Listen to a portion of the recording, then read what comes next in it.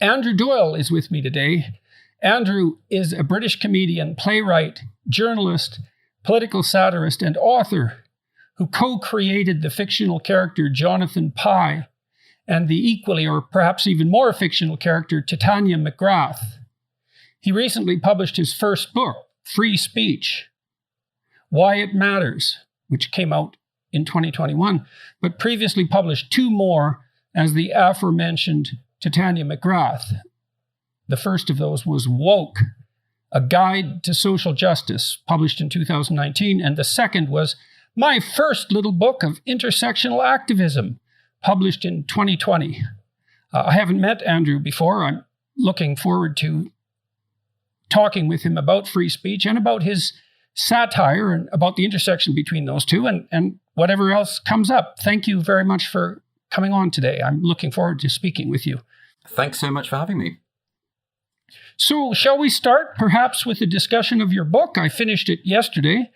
I've become notorious, I suppose, for my particular take on free speech, and so it was a book that interested me. Tell me why you wrote it and what you learned and all of those things. Well, it's not the sort of book I ever envisaged that I would have to write. I think if you go back 10, 15 years, the idea that free speech, which is obviously the seedbed of all our liberties, would be something that we would have to defend, would have probably seemed a little bit ridiculous to me, because I basically took it for granted. I thought that everyone was on that side. But I fear that something has happened, particularly over the past 10 years or so. And it is connected, I feel, with the rise of this social justice movement, what we might call critical social justice, or however we want to call it. A lot of people call it the woke movement. However you want to label that ideology, which at its heart has a real mistrust of free speech. And you hear it all the time in the kind of phrases that the activists use, phrases like words are violence, or this kind of language normalizes hate or legitimizes hate, or all this kind of thing. And there's a real genuine mistrust of the power of language to effectively corrupt the masses. And what I wanted to do, I suppose, was try and marshal a defense for this principle that I had always taken for granted, but at the same time attempt to grapple with the concerns that people might have. Because my worry with the culture war, as we call it, is that you have two sort of extreme poles arguing against each other, and most people are caught in the middle. I think most people are broadly for the idea of free speech, but they have a few reservations. For instance, when it comes to demagogues espousing hate or hate against a particular minority group or something like that, or people are concerned about the ways in which language can cause harm. And I don't think anyone would deny that words can be hurtful. So most people, I think, are somewhere in between and are open to persuasion. And I think my point, my principal argument in the book is that absolute freedom of speech is always going to be better. And in fact, by promoting free speech, you're doing something to help those very people that you are concerned about.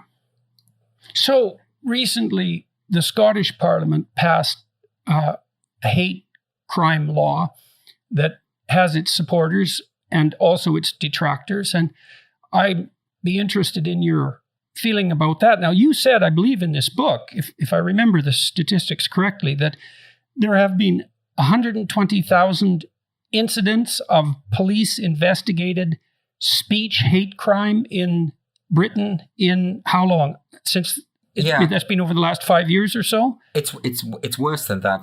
The statistic I quote is between 2014 and 2019, there are 120,000 recorded incidents of non-crime. They call them non-crime hate incidents, and this is something which is now routine in the UK. I mean, obviously, I'm going to be talking about the UK, and the US and Canada is a very different kettle of fish, I'm sure. And I'm sure a lot of the people who are watching won't be familiar with the problems we have in the UK. Of course, we don't have constitutional protection for free speech. We don't have a First Amendment. We don't have anything like that. So we are particularly vulnerable. And at the moment, unfortunately, in the UK, the police who are trained by the College of Policing, who do issue very specific guidelines about this. And anyone can check this, because if you go to the government's website on hate crime and hate speech, they make very clear what they're talking about. What they say is that there are 5 protected characteristics, and these fall into race, gender, sexuality, gender identity, and disability. I think I may have misquoted that, but there's one missing. But anyway, there are 5 protected characteristics. And if a victim, and they do use the word victim rather than complainant, if a victim perceives that any speech or crime was motivated by hatred towards any of those 5 protected characteristics, then it qualifies as a hate crime if it's criminal. If it's not criminal, if it's just speech or something like that, it qualifies as a non-crime hate incident. Police will investigate that. They will record that. And although non-crime incidents don't lead to prosecution, they do go on a criminal reference check that many people take. We call it a disclosure and barring service here. So it can affect your employment prospects. And is that without a trial? That's recorded without a trial. So of course, there's no you trial. get a quasi-criminal record. You get something flagged up when you, particularly if you're applying for a teaching job, say something like that where you're working with children, it's very important. And you get this thing flagged up. So it does have serious ramifications. But even beyond that, we have hate speech laws, which are encoded into the Public Order Act, which is one example. But the main example is the Electronic Communications Act 2003. In this country, and I do quote the statistic in the book as well, we have roughly 3,000 people arrested a year for offensive things that they have said online. That's so in other words, 9 people a day, roughly, the police in the UK are arresting. And people in the UK will be familiar with this, because if you see the Twitter accounts of various police forces, various police departments across the country, they often put things out like, you know, make sure you don't say anything offensive or thoughtless online, or we will be knocking on your door. They say these very kind of frightening things. There was a recent police display outside a supermarket in the UK. It went viral, this image. It was them next to a big digital billboard, and the slogan on the billboard was, "Being offensive is an offence." And this was flanked by police officers who were socially distanced, but they were there in their masks, which made it seem slightly even more sinister. They got in a lot of trouble for that, because people were saying, well, being offensive surely isn't a crime. But actually, the problem with that is that the police clearly thought it was a crime, and they were acting on that basis. They'd obviously hadn't just concocted this billboard out of nothing. They'd really considered what it should say. And more to the point, actually, they were right. In this country, you can go to prison for jokes, for offensive remarks, and people have gone to prison, have been arrested routinely for causing offence. And of course, the notion of offence is incredibly subjective. In fact, the legal stipulation in the Communications Act is that you will have broken the law if the judge and jury deem that you have communicated material that is, quote unquote, grossly offensive. Well, I don't know how you define that. I wouldn't know. And also, who defines it is the real question as far as I'm concerned. I mean, I've looked into this legislation to some degree, and one of the things that struck me about it was that it seems to be purposefully left up to the hypothetical victim to define offense, which has become a subjective reality. And you can understand why that might be to some degree, because how would you define hate? And how would you define offense without, especially the latter, without making recourse to someone's subjective experience? But then, of course, well, we'll delve into that in a moment. I should start with the hard question, I suppose, which is, well, clearly people can say hateful things, and those things can be damaging psychologically and physiologically, I suppose, if people are stressed enough, and the borderline is very difficult to identify. Why is it that people shouldn't just assume that you're a mean loudmouth and that they shouldn't pay any attention to you at all because you're concerned about this? I mean, that's the general criticism of critics of hate speech, let's say. And so why in the world aren't the people who are putting this forward just trying to make the world a nicer place? What's the big problem here? Well, I think a lot of people do assume that I'm a mean loudmouth. I think they assume that about most people who defend freedom of speech. But I'm sure the latter part of your question is absolutely right, insofar as I imagine a lot of the people who are skeptical about free speech are in fact trying to make the world a better place. I don't think that's mutually exclusive. I mean, the problem here is that the legislation as it currently stands here means that, for instance, if you say something critical about me and I perceive that it was motivated by hatred towards me on the basis of my sexuality, for instance, I could phone the police, and that would be recorded and would appear on hate crime statistics in this country, because it's all about perception. That word is used about 5 or 6 times within the one passage in the hate crime legislation, the word perception. of the victim. And again, I say victim, not complainant, which suggests a complete disregard for due process, but I suppose we can leave that aside.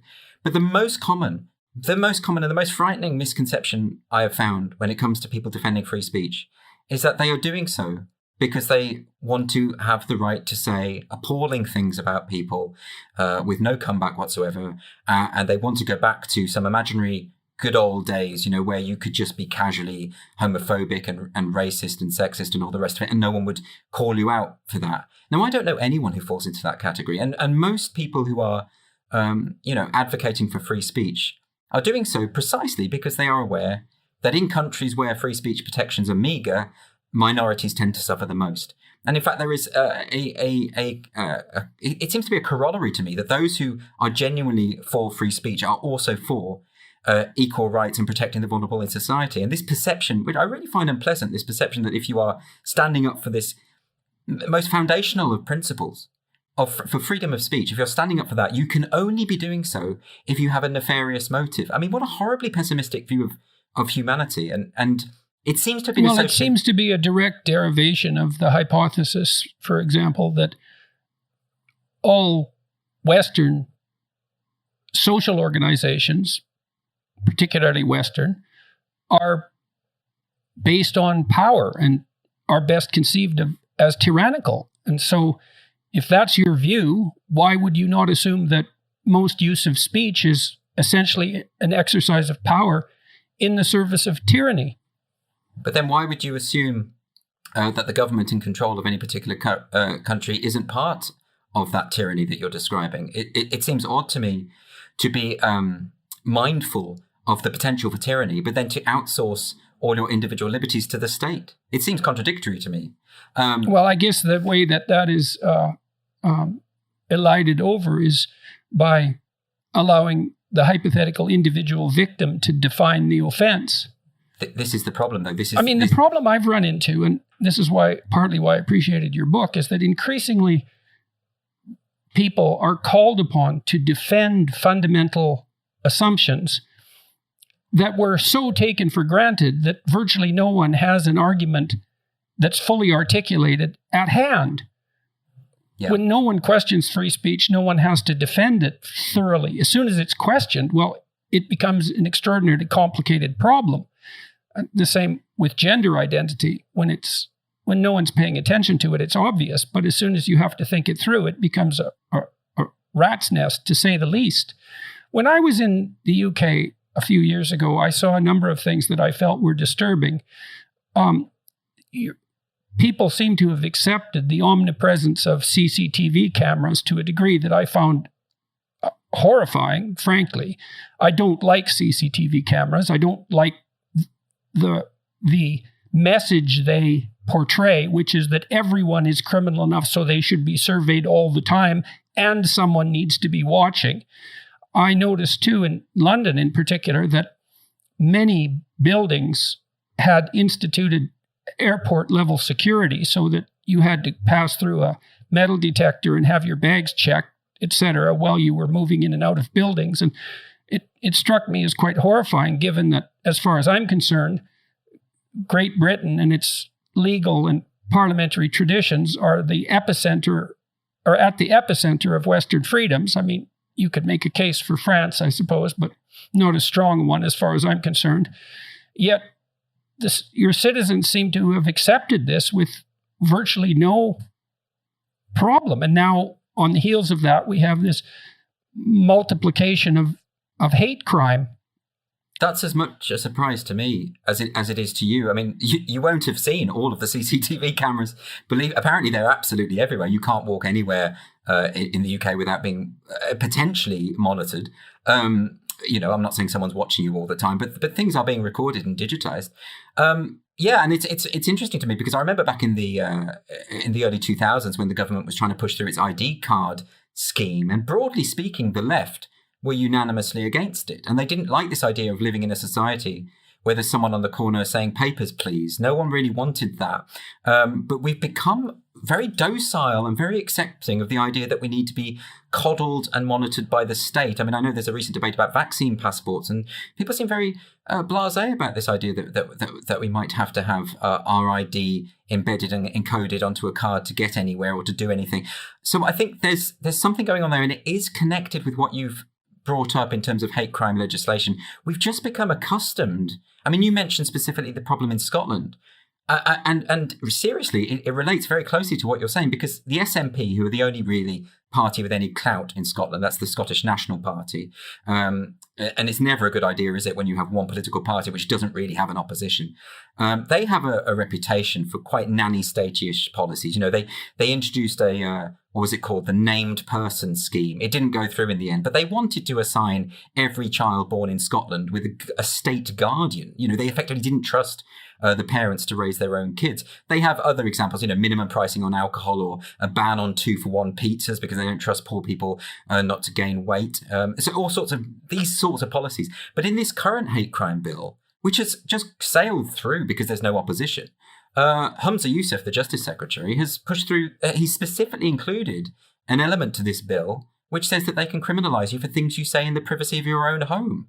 I mean, that to me that's just a given. I would have never thought that anyone in this country would not consider that to be an incredible invasion of individual liberty. You can make a strong case for Scotland as the ground zero for developing many of the concepts that undergird the entire Western notion of freedom. And to see that emerging in Scotland is absolutely stunningly terrifying as far as I'm concerned. You think of Mel Gibson with a face covered in woad shouting freedom as he's executed, you know, in Braveheart. You do think of Scotland as being associated with it, but honestly, Scotland, for some reason, and I don't know what it is, and it might be to do that it's effectively this one-party state, it seems to have this incredible sense, and they've really bought into this idea that unless they can police the thought and speech of their citizens, then they will just run amok. There's another element to that bill. I don't know if you know about this. There's a specific element on the bill which talks about the public performance of a play. So they've effectively said that they will criminalise public performances. So say if it can be deemed that those performances were designed to stir up hatred, that's the formulation, stir up hatred. I'm not quite sure what that means necessarily, but when Humza Yousaf was questioned about this in Parliament, he actually said, well, theoretically, a neo-Nazi or someone from the far right could get together with a group of actors and put on a play to recruit people to his cause. And as I said at the time, you know, I don't know any neo-Nazis, but they're not into amateur dramatics. That's not their thing. They don't do that. They wouldn't get involved. And yet he's got this idea in his head that is a feasible... I mean, it seems ridiculous, but it's not really, because the ramifications are quite serious. And the way it's just gone through without any opposition really, really troubles me. I mean, there have been modifications, I should say, in fairness. In the initial bill, in the initial draft of the bill, they had said that you could be criminalised irrespective of intention. In other words, yes, that was terrifying. Awful. I mean, you know, if you wrote a play that then stimulated someone to join the far right, then you were still responsible whether you intended it or not. Now, the problem is, you know, with theatrical representation or any kind of artistic representation, is sometimes you want to represent the worst aspects of humanity because that's part of drama and literature and all the rest of it. I mean, there would be no artistic freedom if that went through. So fortunately, that element of the bill was modified. Well, and also the attempt to reverse the idea that intent is important that's even more catastrophic. It's always been a miracle to me that our legal system ever became psychologically sophisticated enough so that intent rather than outcome was what mattered. Because you have to be a sophisticated thinker to see that someone has done damage to someone else, and so the damage is real and marked and troublesome and costly, all of that, painful. But because the intent wasn't there, the severity of the action is dramatically mitigated. That's a sign of maturity and sophistication to note that. And the fact that it's built into the legal system is nothing short of remarkable. And then to remove that and to make the felt consequences the arbiter of the reality of the situation is a dreadful assault on the integrity of the law as such, as far as I can tell. Well, moreover, it's something that everyone intuitively understands. We all understand the difference between murder and manslaughter. we all understand that intent actually does, like you say, escalate the severity of a crime, and it's bigger than that, isn't it? It's because this idea that intention doesn't matter is actually built into so much of this, what we call social justice discourse. If you think of critical race theory, it's just a given that there are racist structures, and you can be racist without intending to be racist. And I really do dispute that, because I think in order to be racist, intention has to be at the heart of that. Otherwise, it's incoherent to me. But this is really a degraded view of humanity, I feel, where we are effectively like marionettes, and that we're just being played, and that we don't have any agency anymore, and therefore we can't be responsible for our own words. Not just our actions. We can't be responsible for our own words and the ramifications. So we have to be controlled, and we have to be stifled by the state. And it makes me very nervous. So I've been thinking through the importance of free speech, I suppose, from a psychological perspective. And it seems to me that, well, we can walk through some axioms and you can tell me what you think about them if you would. So, I mean, the first thing we might posit is that it's useful to think. It's better to think than not to think. And that might seem self-evident, but thought can be troublesome and stir up trouble, and your thoughts can be inaccurate. So it's perhaps not that unreasonable to start the questioning there. But I think it was Alfred North Whitehead who said that thinking allows our thoughts to die instead of us. And so he was thinking about the evolution of thought in some sense from a biological perspective. So imagine a creature that's incapable of thought has to act something out, a representation of the world or an intent. It has to be embodied. And then if that fails, well, it fails in action. And so the consequence of that might be death. It might be very severe. Whereas once you can think, you can represent the world abstractly. You can divorce the abstraction from the world, and then you can produce avatars of yourself, sometimes in image, like in dreams, let's say, or in literature and fiction and movies and so on. Produce avatars of ourselves that are fictional, and then run them as simulations in the abstract world and observe the consequences. And we do that in our stories. We do that when we dream. We do that when we imagine in images and depict a dramatic scenario playing itself out. But then we also do that in words, because we encode those images. It's one more level of abstraction. We encode those images into words, and those words become partial dramatic avatars, and then the words can battle with one another. So thought seems to work, let's say verbal thought. You ask yourself a question, you receive an answer in some mysterious manner. There's an internal revelation of sorts. That's the spontaneous thought. You know, when you sit down to write a book, thoughts come to you, perhaps because you pose yourself a question, and no one knows how that works, but we experience it, that thoughts manifest themselves in the theater of our imagination. So that's the revelatory aspect. And then there's the critical aspect, which is, well, now you've thought this, and perhaps you've written it down. Can you generate counterpositions? Are there universes that you can imagine where this doesn't apply? Are there situations where it doesn't apply? Are there better ways of formulating that thought? But I would say, with regard to critical thought, and to some degree with regard to productive thought, an indeterminate proportion of that is dependent on speech. I don't think it's unreasonable to point out that thought is internalized speech, and that the dialectical process that constitutes critical thinking is internalized speech. So you and I are engaging in a dialectic enterprise. You'll posit something and I'll respond to it, and you'll respond to that. And we're in a kind of combat. There's some cooperation about it as well. And we're attempting to formulate a truth more clearly, at least in principle, if we're being honest. We do that when we're speaking. So our thought, the quality of our thought, is actually dependent on our ability to speak our minds. Absolutely. And then, so go ahead. Well, I couldn't agree more, because I think speech is the way in which we collaborate on our thoughts. That's how it works. You refine those thought processes that you've described. I mean, I'm no psychologist, but I understand this basic premise that we have these various thoughts that are continually in conflict within ourselves. Unless we're able to articulate them and to engage in others through that process, through that transactional process of speech, then those thoughts are never refined and they remain in this kind of infancy. And this is why they're as refined as we can make them as individuals. Sure. But that's also assuming that you even have the words, which you also learned in a dialectical process. Right, exactly. It's not as though the truth is ever fully graspable, but we can get nearer to it through that collaborative process of speaking and articulating the thoughts. And in fact, even in the act of, like you say, writing or articulating yourself, as with your self-authoring program, for instance, the act of writing things out is what clarifies the points of view for you. I've actually found that the way that I think about these issues now is largely a product of the fact that I've written so much about it and changed my mind through the act of learning how to express myself on these points.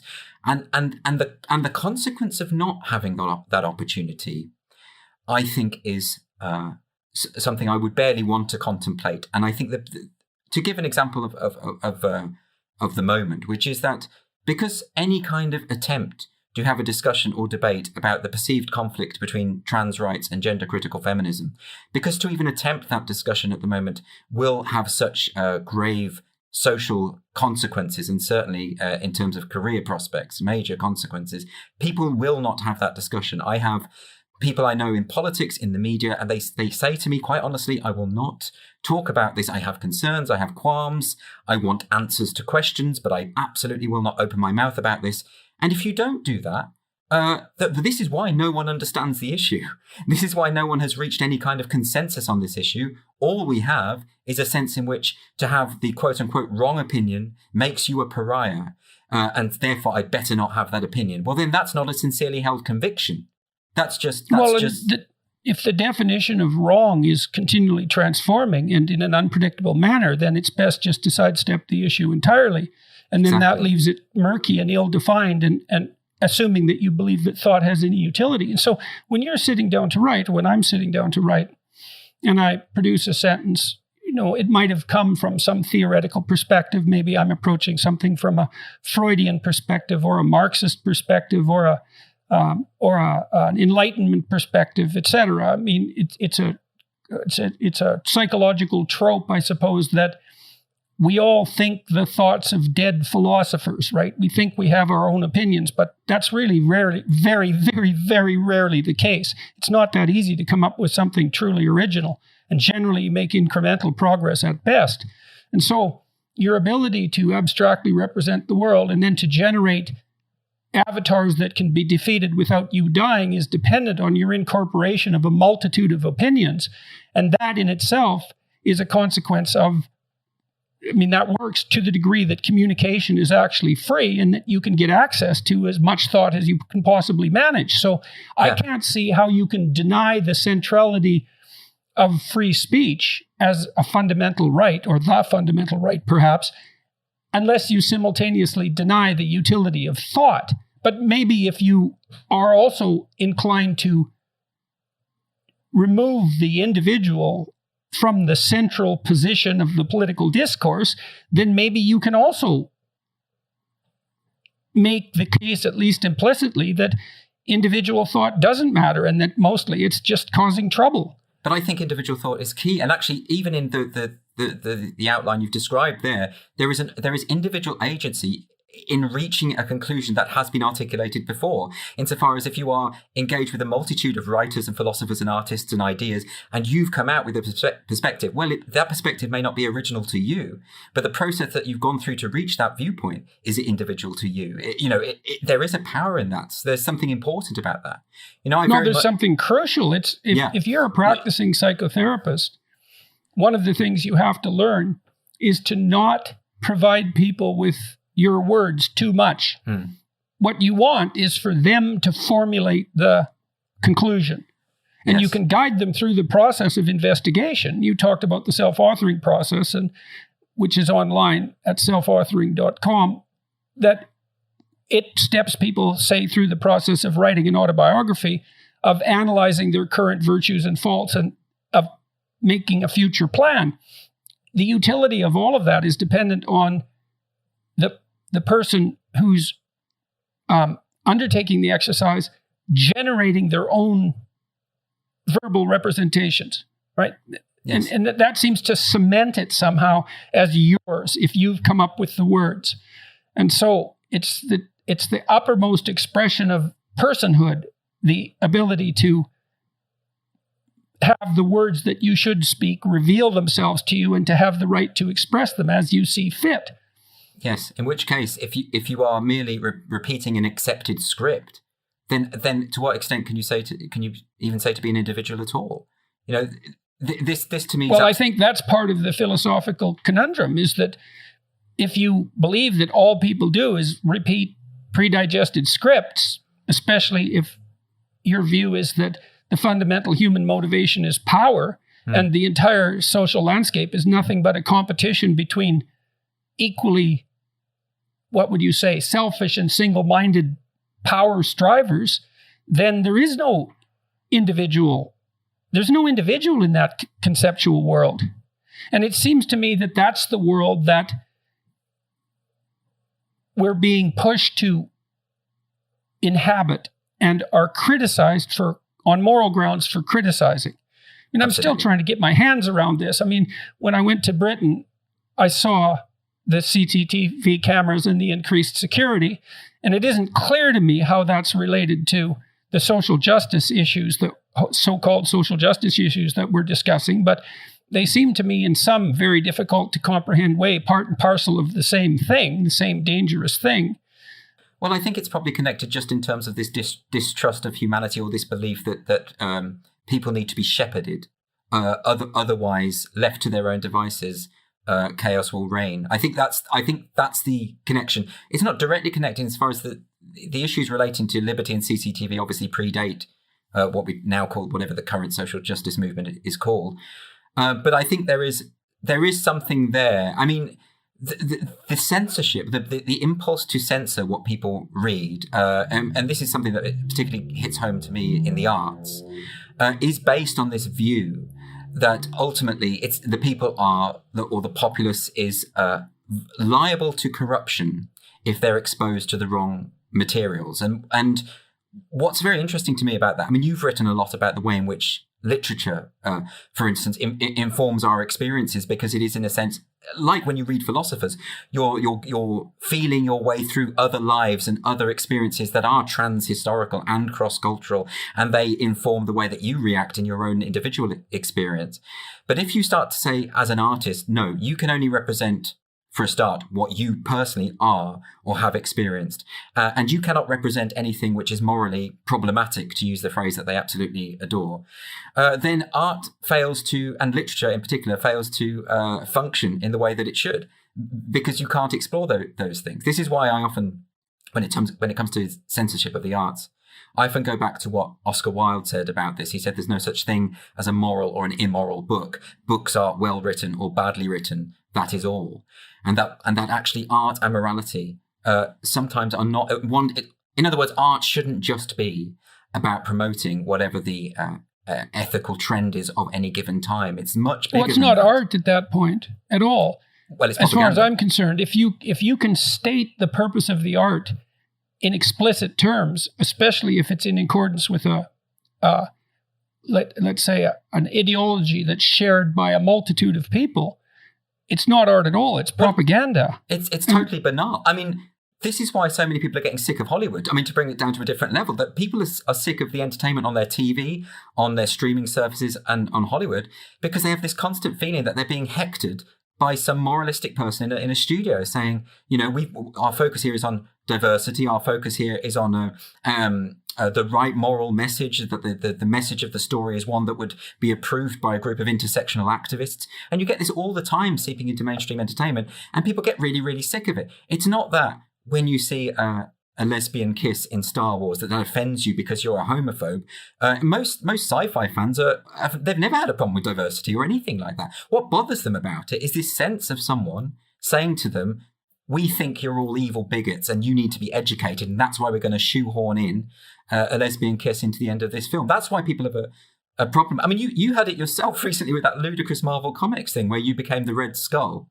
And that, to me, was a perfect example of the banality of an artistic endeavor that becomes an exercise in political pedagogy, because that was quite clearly, I mean, you couldn't even say it was satirical, because it cannot be satirically effective if the thing that they are comparing you to is the precise opposite of the thing you believe. I mean, of all the sort of public figures I can think of, you have the most clear track record of opposing tyranny in all its forms, which anyone who knows anything about your work will know. You've spent years lecturing about the evils of authoritarianism, including Nazism. So the idea that you would then become this super magic Nazi is propagandistic. It's totally banal artistically. Firstly, it's not satirically right, but also it's just. Do you know what it reminds me of? Actually, I don't know if you remember after the fatwa against Salman Rushdie, there was a film made in Pakistan called International Guerrillas, where they turned Salman Rushdie into this evil villain playboy who was colluding with the Israeli military services. And at the end of the film, these flying copies of the Quran float down and shoot laser beams into his head and kill him off. And that is such a ridiculous, laughable film. You know, you put your enemy as the main villain and you just misrepresent him in that way. Well, that's just what they did to you. It's as banal as that. And I think people are sick of that. Well, the response, thankfully, seems to indicate that, it didn't do me any harm, as far as I can tell. I mean, it was very shocking to me that it happened. It took me about 12 hours to sort of regain my composure, because I actually couldn't believe it to begin with. I was sure that it was a fabrication. Yeah. But then it was even more shocking when I found out who had authored it. It was someone who had an intellectual reputation. And so. But he's an activist, isn't he? He's an intersectional activist. His opinions definitely place him on the side of the radical left. So it's very difficult to. So there's an attack on the essence of free speech. I mean, I remember reading Derrida.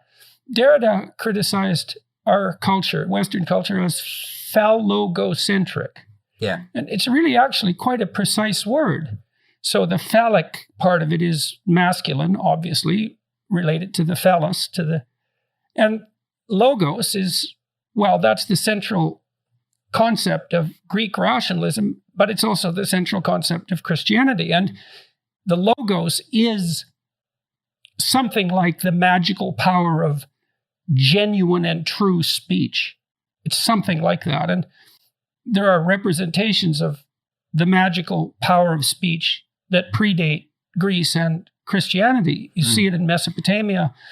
The equivalent to the savior in ancient Mesopotamian religious thinking was Marduk, and he could speak magic words. He had eyes all the way around his head, which meant that he paid attention to everything, but he could speak magic words. And so that idea of the centrality of speech and its association with the very fabric of reality, that's been an idea that has strived to make itself manifest for thousands and thousands of years.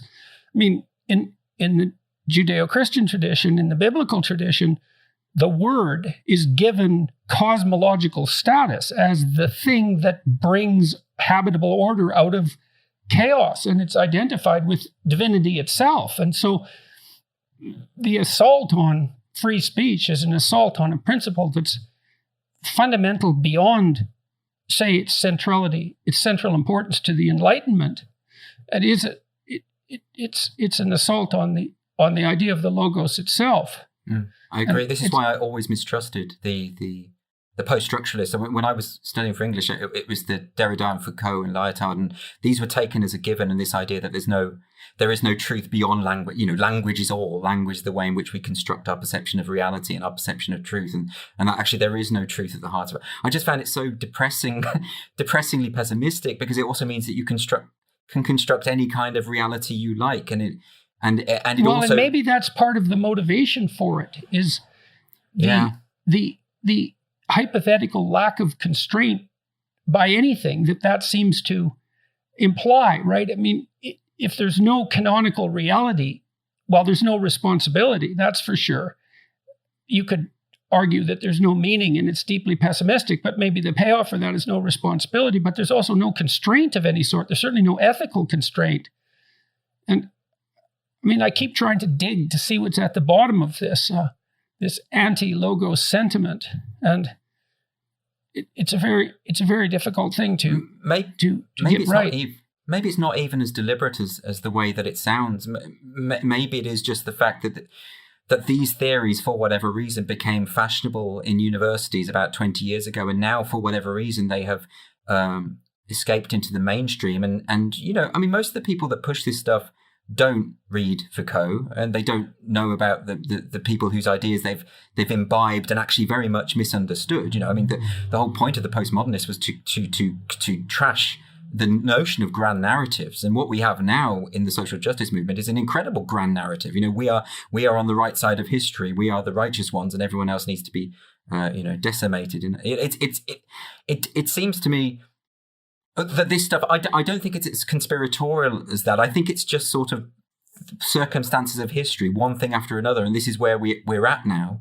But the end result that we have to deal with, which I think you've alluded to, is this idea that if there is no such thing as reality beyond language, then you are at liberty to construct whatever a pseudo-reality that you desire or is easiest for you. And we see elements of this reverberating, I think, in a lot of the discourse at the moment of things like lived experience. You can present as much data as you want, but it will be disregarded if it doesn't tally with what lived experience really means, which is what I want to be true. Well, there's also this insistence that seems part of it that, I mean, I objected to some legislation that was passed in Canada, and that's sort of what propelled me into public visibility, let's say. And to begin with, I was mostly concentrating on the violation of the principle of free speech that the legislation seemed to me to represent, because it compelled certain utterances. And I was never a fan of hate speech laws to begin with. And this was something beyond hate speech laws, because hate speech laws stop you from saying things, whereas compelled speech laws force you to say something, which is much worse, even though the first one is also ill-advised as far as I'm concerned. But I've realized more recently that I was also disturbed, although in a less explicit manner, with the theory of identity that was an implicit part of the legislation. So with gender identity, for example, and we're engaged in a discussion across our culture about gender identity. I mean, I know as a personality psychologist that there are females, biological females, who have masculine personalities, and there are biological males who have feminine personalities. The link between personality as such and biological structure is suggestive but not absolute, and there's a lot of variability. But the idea that identity is something that you define yourself and that you can change at will at any point seems to me to be entirely counterproductive and dangerous, because it's inaccurate. So your identity isn't merely your membership in whatever group you happen to identify with at that moment. It's certainly not merely your sexuality or merely your race. In fact, your identity is barely your race, because your identity is something more like how you conduct yourself in the world. Yes. And if you define yourself as black, let's say, that doesn't give you much of a map to encountering and approaching the world. It's nowhere near detailed enough. And then the idea that you define it, I've been thinking about that a lot. You never define your identity by yourself. You can't, because you're surrounded by other people and they have to play along with you. And if they don't play along with you voluntarily, which means they appreciate the quality of your game and they understand it, then you're either going to be alienated or you have to impose your identity by force. But that's also not a very good solution. I mean, I just spent some time interviewing one of the world's foremost authorities on aggression, and that'll be released in a bit. Perhaps it's been released before this will be released. He's done longitudinal studies of aggression, and if the idea that our social structures are predicated on power was true, then children would start out not being aggressive and they would become more aggressive with time, and the more aggressive children would be more successful. And none of that is true. Children start out more aggressive than they are on average by the time they're adults. Aggression levels decrease with age rather than increasing. And there's no evidence whatsoever that it's a useful long-term strategy in the social world. Identity is something you negotiate the way you negotiate a game. Yeah. It's more, it has to be that way. And so there's something rather sinister, isn't there, about the way in which present-day identity politics is about imposition onto others, rather than an assertion of who I am or whatever that might be. I mean, I always mistrusted it. And so I can see the utility of identity politics, politically speaking, in scenarios where people are marginalized. I understand why gay people collectively came together back in the 60s to fight for their rights, because there was obviously a serious problem, or the civil rights movement in Northern Ireland in the 60s and 70s and that kind of thing, where Catholics weren't able to have the vote or to get housing. So that sort of makes sense to me. The current identity politic, or what we might call identitarians, a lot of it strikes me as about power. In fact, I feel like they would be an incredible subject for Foucault if he were alive today, because I've noticed this correlation, and a lot of people have noticed this correlation, and I never get an answer about this. But why is it whenever online, whenever I'm viciously attacked or threatened, something particularly pernicious, the person doing it always has their pronouns in their bio or a rainbow gay flag in their bio? Why is there a correlation that I've experienced again and again? I mean, it's almost inevitable at this point, between the need to self-identify in terms of sexuality and gender, and a kind of cruelty or viciousness or a need to attack, an aggression. Well, in other words. One of the things that disturbs me constantly about ideological representations of the world, broadly speaking, is that their fundamental danger is that they always contain a too convenient theory of evil and malevolence. Mm-hmm. And for me, any theory that locates the fundamental problem of evil somewhere other than inside you is dangerous. Now, that isn't to say that social structures can't be corrupted and aren't corrupt. That's an existential problem in and of itself.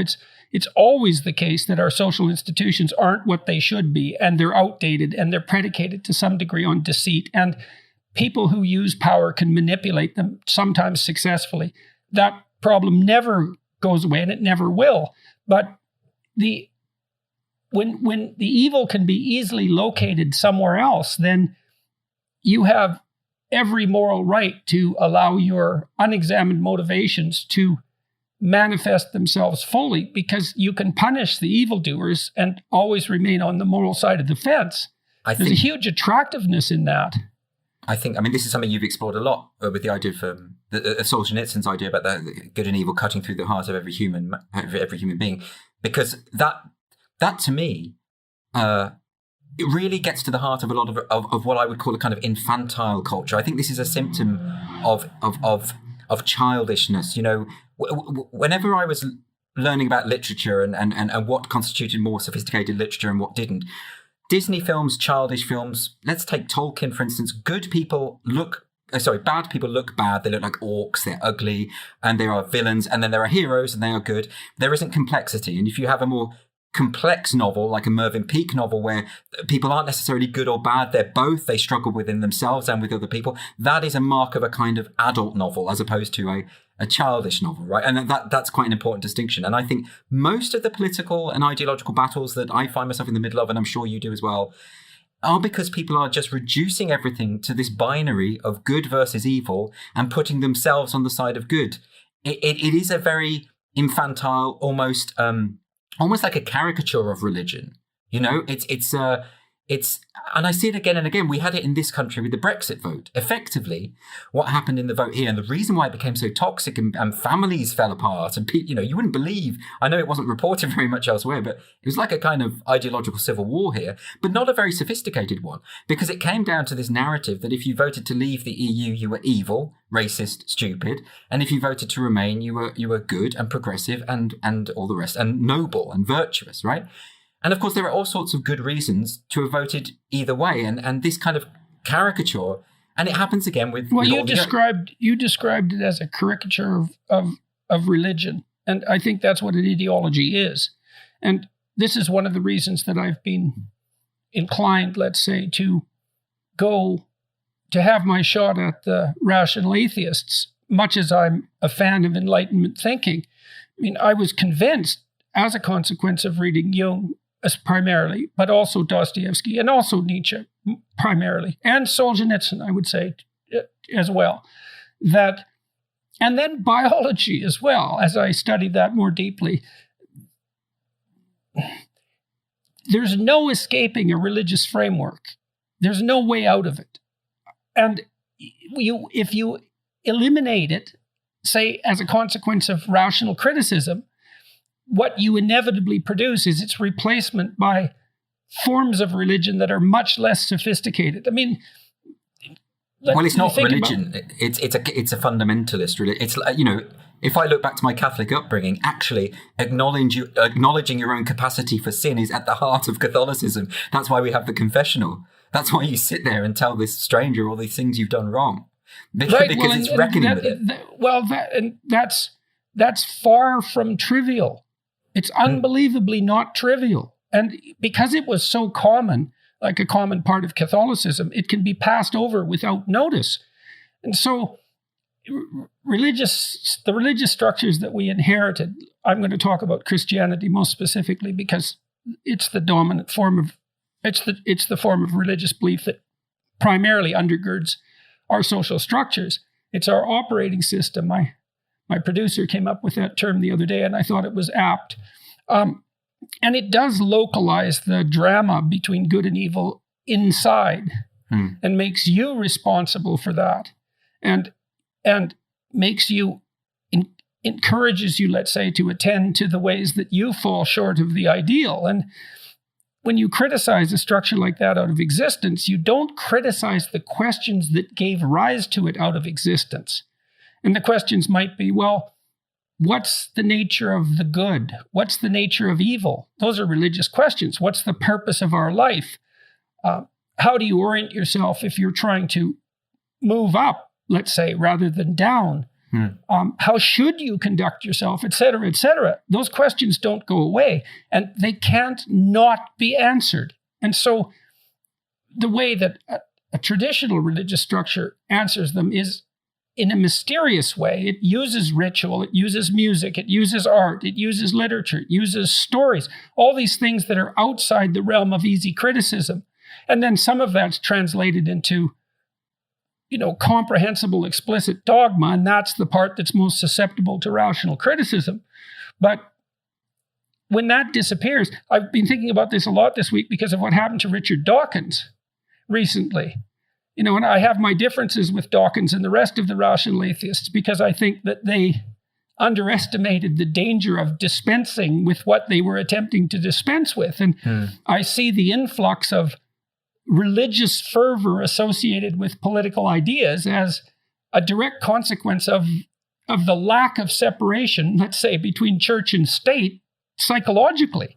But Dawkins has fallen foul of this new religion, but his case actually really is testimony to what we're talking about, that this is not a religion in a traditional sense. It is an infantile religion that only sees things in binaries of good and evil, because he was posing a question about identity. He was saying, if it is possible for Rachel Dolezal to identify as black, why is she universally condemned and derided, but somebody can identify as the opposite sex and they are celebrated? And all he was doing was posing the question. He wasn't even actually making a claim. Yeah, well, he was doing what a scientist actually does. I mean, I've been shocked frequently in my interactions with journalists because I've worked as a scientist for 3 decades, and I'm accustomed to the way that scientists think and speak. And when I'm sitting around with my graduate students and there's a problem or an issue, what they do, and my colleagues as well, is generate a bunch of hypotheses about why that might be. They don't necessarily believe them, but the first trick is to generate as many, hypotheses, I said that already, that might account for it, ranging from biological through social, etc. And that is exactly what Dawkins did. He even said that's what he was doing.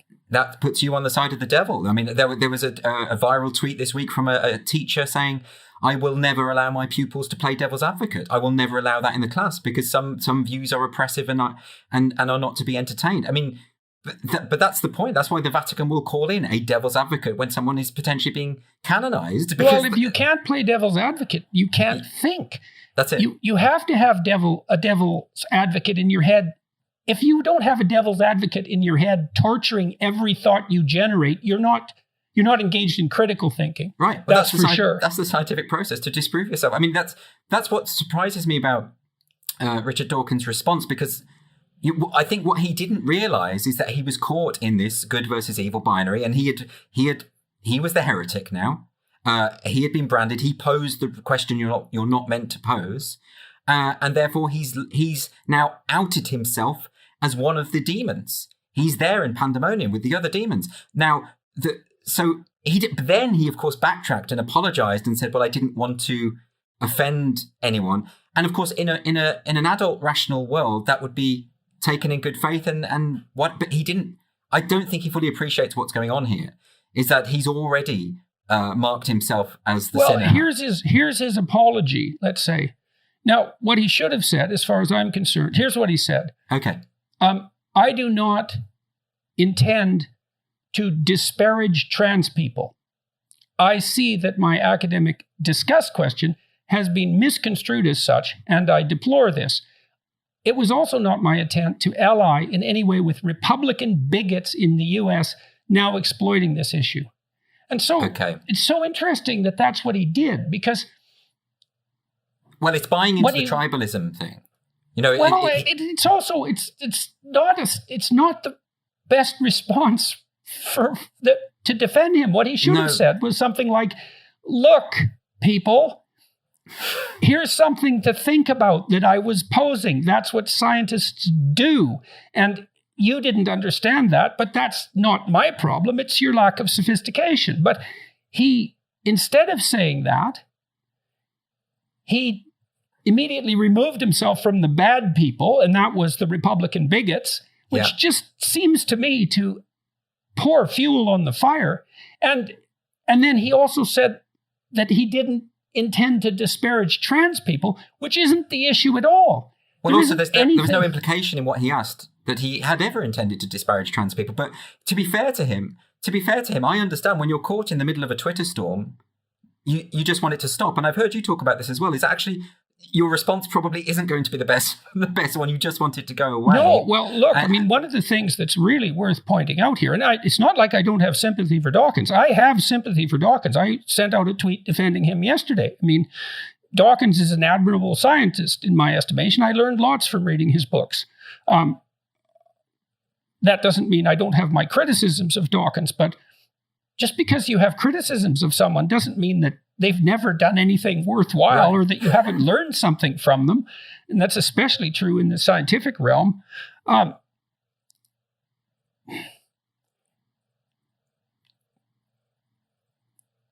just don't understand why. Okay, so back to the Twitter issue. So what I've seen repeatedly, and this is worth some discussion, is when I'm watching Twitter, when I'm watching these attacks on people, what I've seen, the most general pattern of response to be is that it doesn't take very many people attacking you on Twitter before it's seriously psychologically disturbing. Yeah. You know, and that is interestingly related to this whole issue of hate speech that we've been discussing, because it is the case that vicious attacks have quite a pronounced psychological effect, especially if they're personal. And people generally fold and apologize instantly if my sense has been if the Twitter mob is 20 people. It's sort of like they're reacting to 20 of their neighbors showing up on their doorsteps with pitchforks and torches. And Yeah. I think it's actually an admirable response in some sense, because a well-socialized person actually does care what their neighbors think. And if you offend 20 of your neighbors, it's possible, 20 of your tribe, it's possible that you've done something wrong. You might ask yourself that. Now, on Twitter, you're connected to hundreds of thousands of people. And if you would offend 20, it's not clear what that means. It might just mean that you said something. It feels a lot worse than it actually is as well. It feels amplified because there's all these people who are strangers who know absolutely nothing about you.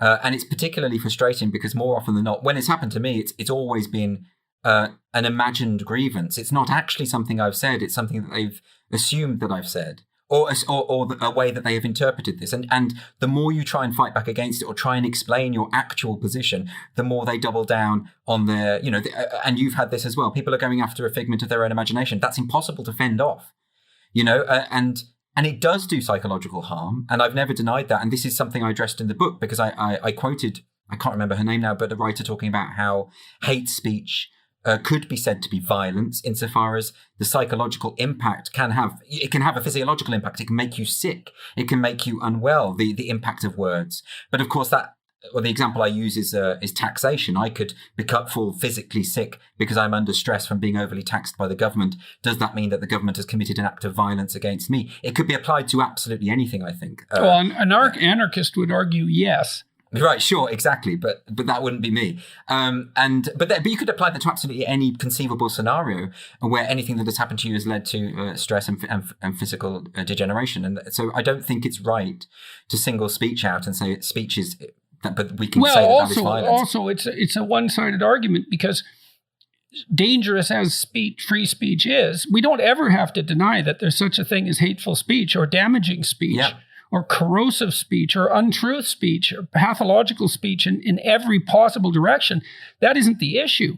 The issue is what's more dangerous, to regulate it or to leave it be, despite its dangers. Right. That's exactly. the only rational argument, or the only complete argument, let's say.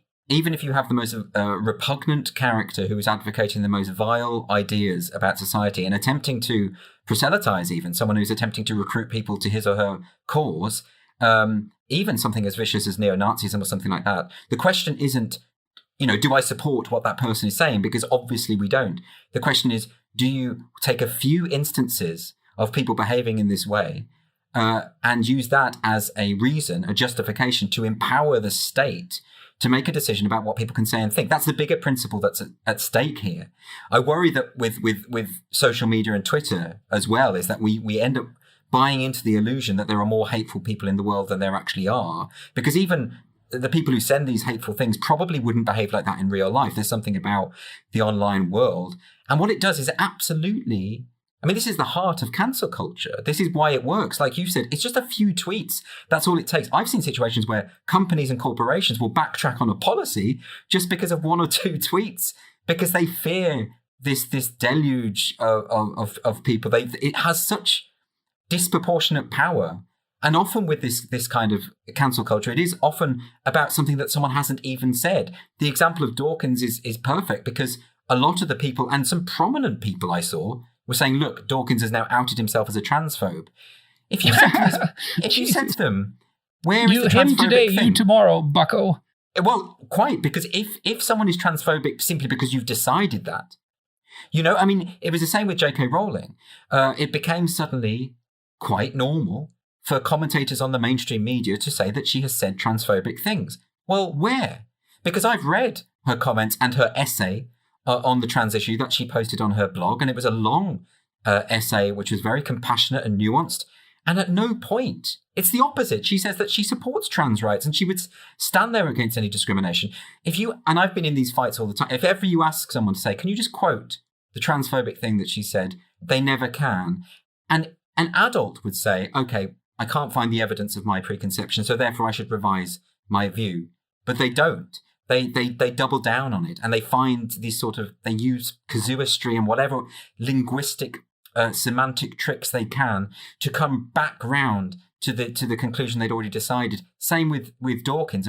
Not just the American Humanist Association. I saw a major blogger saying that anyone who is defending him is transphobic. And if that's all it takes to be smeared in this way, If it doesn't matter what you say, if all that matters is what people decide that you believe, then I suppose this goes back to this pseudo-reality we were discussing. Well, I guess what Dawkins got in trouble for, let's take it apart a bit, okay? Because it's worth doing. He said, this is his original tweet, in 2015, Rachel Dolezal, a white chapter president of NAACP, was vilified for identifying as black. Some men choose to identify as women, and some women choose to identify as men. You will be vilified if you deny that they literally are what they identify as. Discuss. Okay, so he put forth a set of propositions, but the proposition has a point. And the point is, what is it that you can and can't identify with? And what power do people have to enforce their decision on others? And that's really the question he's asking, if you strip it down. And that is actually a question that's very threatening to, well, let's see, who would it be threatening to? Well, it would be threatening to anyone who insists that you can choose an identity, say in the realm of gender, and that you should have the right to enforce your choice despite other people's opinions, let's say. So he's asking, why is there an inherent contradiction in the intersectional discourse? Why is it that racial identity is not malleable and in fact has to be strictly policed, hence why we have all these debates about cultural appropriation? Why is that so rigid? And yet, even if the lived experience, let's go back to that, the lived experience of the person tells them otherwise. I mean, Rachel Dolezal wrote a whole book in which she outlines how she feels that she has always been black. It isn't just, I choose to be black one day. It is something, her lived experience is that in essence she is. So why is that to be vilified universally without question, and there's no discussion to be had here? And yet, someone who chooses, in other words, that gender identity is something that is malleable and open to options, and actually infinite options. Why? And I think there is a contradiction. Maybe he's vilified because he asked a question that's at the heart of the problem with identity politics, period. Particularly because when it comes to race, virtually all intersectionists would accept that race is socially constructed. This is something they're always talking about. And so therefore, in a sense, there is more of a case for transracialism. If you want to say that that it is an identity that can be mixed. Well, in some sense, we already accept transracialism as a given. And so here's something, I might as well get in trouble for this. Well, if your ancestry is 95% Caucasian and 5% non-Caucasian, Asian, black, let's say, you're not Caucasian. Right. Generally speaking, you can identify with the minority group. And so at some point, the question becomes, well, it's a ridiculous question, which is why the whole notion of group identity construed in this way is so pathological. But we obviously accept some degree of transracial identification if your racial group is disproportionately in one category, but you identify with the other, and that's instantly not only accepted, it's standard practice. Right. And I'm with the intersectionists on this insofar as race is, we're all the same. Ever since we've broken down the human genome, we know there are no differences between us. So this idea that it must be so rigidly policed, this social construct, these arbitrary ideas, and yet gender. I think it's something. Okay, so now we know exactly why Dawkins got himself in so much trouble. Okay, and he put his finger. Well, for sure, it's for sure. But the magical super Nazis are always in trouble. So you are exactly. But then, with the question of the gender identity debate, but this is the debate we need to be having. Is that actually the other thing he put his finger on there is that actually people are arguing with different definitions in their heads. For the identitarians, the idea of a woman is an identity. It isn't a biological reality. But for most people, the classification of woman is biological reality, not identity. So in other words, and why is it that we cannot have that discussion? So okay, so you believe this thing and we believe the other, and that's why we're at loggerheads. But let's have the discussion. Why can that not happen? Why does it have to be? If you've decided, that's actually what we're trying to unpack is what's the motivation at the root of this. And it seems to me, I do believe it's something like a pronounced infantilism. One of the things I've been toying with is the idea that the demand for gender fluidity in late adolescence, let's say, is something like the consequence of insufficient fantasy play in childhood. That I remember, for example, when my son was little, his sister and her friends used to dress him up as a fairy, princess. Mm-hmm. They did this with some regularity, and I kind of cast a dim eye on that, but I thought it through, and it sort of disturbed me, and then I thought it through, and I thought, wait a second here. Leave the kid alone, leave the girls alone. He is playing out what it means to be female in dramatic play, and he needs to do that because otherwise he can't understand what it means to be female. That's how children understand. That's how adults understand things. For God's sake, we go to a movie and we watch someone play out a female and we identify with that because otherwise we wouldn't be enjoying the movie, and we get a bit of a clue about what it's like to inhabit someone else's skin. So there's this necessity for play in gender roles, and that has to manifest itself. And if the play has been interrupted, let's say, by electronic equipment, for example, or any of the other things that might be interrupting it, well, maybe that desire comes back with a vengeance later. And I have to be whoever I say I am. I have to be able to play with this. And, well, if it's a developmental requirement, there's going to be a lot of insistence behind it. And it looks immature, and it is, because it should have happened earlier. Most people stabilize their gender identity by the time they're 3 or 4, but it doesn't always happen. So there is an infantilism in this demand for fluidity of identity, this insistence that other people play the game that I insist they're going to play. And then what about the idea that the gender critical feminists would come in and say, well, the idea of a boy dressing up in a dress, there's nothing inherently female about that or feminine about that in any case, that all of this is a construct anyway, and why can't we let the kids some kids are not gender conforming and they can just do what they want. I mean, the concern I have with the current identity-obsessed ideology is that they see a boy in a dress and they will say, well, he could potentially be a woman. And by doing so, are reinforcing the most conservative views of gender to begin with. And that, to me, I'm intuitively against that because I wasn't a gender conforming. I didn't play football with the other boys. I didn't dress up in dresses, but I may have done if they were lying around. I find it very odd that this supposedly progressive radical movement is so dependent on the idea of very, very traditional, unyielding notions of what it is to be male and what it is to be female. Yeah, but only in the case where the identity is across the sex.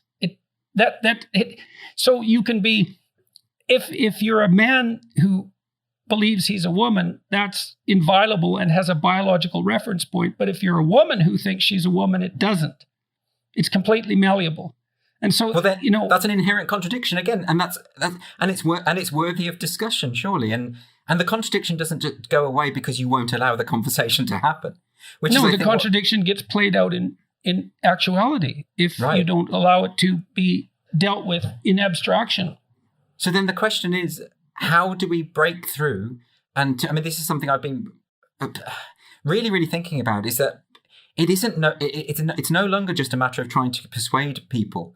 It's almost trying to de-radicalize people at this point. How do I explain to someone the world isn't this fantasy world that you've created in your head where it's full of transphobes and neo-Nazis and all these and good versus evil. The world is actually much more complex and nuanced and requires discussion and thought. How do you break through someone's fantasy so that we can have that discussion? Well, it used to be that you sent them to the university so they could study the humanities. That's the last thing you should do now. Well, that was the answer. That was the whole point, right? To make people more sophisticated in their conceptions. And in which case, is it the case that it's over now? If people were to be educated out of those problems, and now that actually the higher education itself has become so ideologically driven that to go to university means you end up more indoctrinated than when you went there. What hope is there? I feel like I sound a bit frustrated here, but I feel like I'm bashing my head a bit against a brick wall because most of the time when I'm caught in an argument with these ideologues, They are arguing, like I say, with a monster they've created in their own heads. I'm not the person they think I am. I don't have the values they think I have. And therefore, the discussion is stymied from the outset. And it does make me very frustrated. And that's probably the real reason I wrote the book, actually, because I want the idea of free speech to be elevated again as a sacrosanct principle so that we can have these conversations and so that people don't get demonized and attacked for things they don't believe. And so that we can reach some kind of consensus on these issues that we've been describing, these contentious issues. Because when you have an issue that's particularly tendentious, it requires more conversation, it requires more discussion and more understanding. And I don't think we're getting that at the moment. Yeah, well, I guess I'm somewhat optimistic about that because I can see all the possibility that long-form conversations of this sort bring. Well, there's an appetite for them, yes. Isn't there? But is there an appetite for them from the activists and the ideologues who have seized so much control in our major educational cultural institutions? I think so. Well, I mean, the- I've been struck by how deep the hunger is for genuine conversation and very much heartened by it. And so that's a counter movement. I hope you're right. I just don't see any evidence of that from the people I'm talking about. I don't see it from the people who will say to you, educate it's another yourself. problem too, though, isn't it? With Twitter, for example, is that it's never the same people. And that plays with us psychologically because, of course, we are built to more or less assume that we're interacting with a continuous community. Yeah. And we aren't. We're interacting with a discontinuous community on Twitter. And so we're led astray in our presuppositions constantly. And but it's worse than that. It's like because it isn't. I know it's different people all the time, but they all have the same views on absolutely everything. It feels like you're arguing with the Borg. It feels like just one mind speaking through many, many voices. Yes, well, it is. Then that's the hallmark of an ideology. It is precisely that. And then I guess it's a matter of it's a matter of trying to understand the ideology ever more deeply to see what it's actually focused on.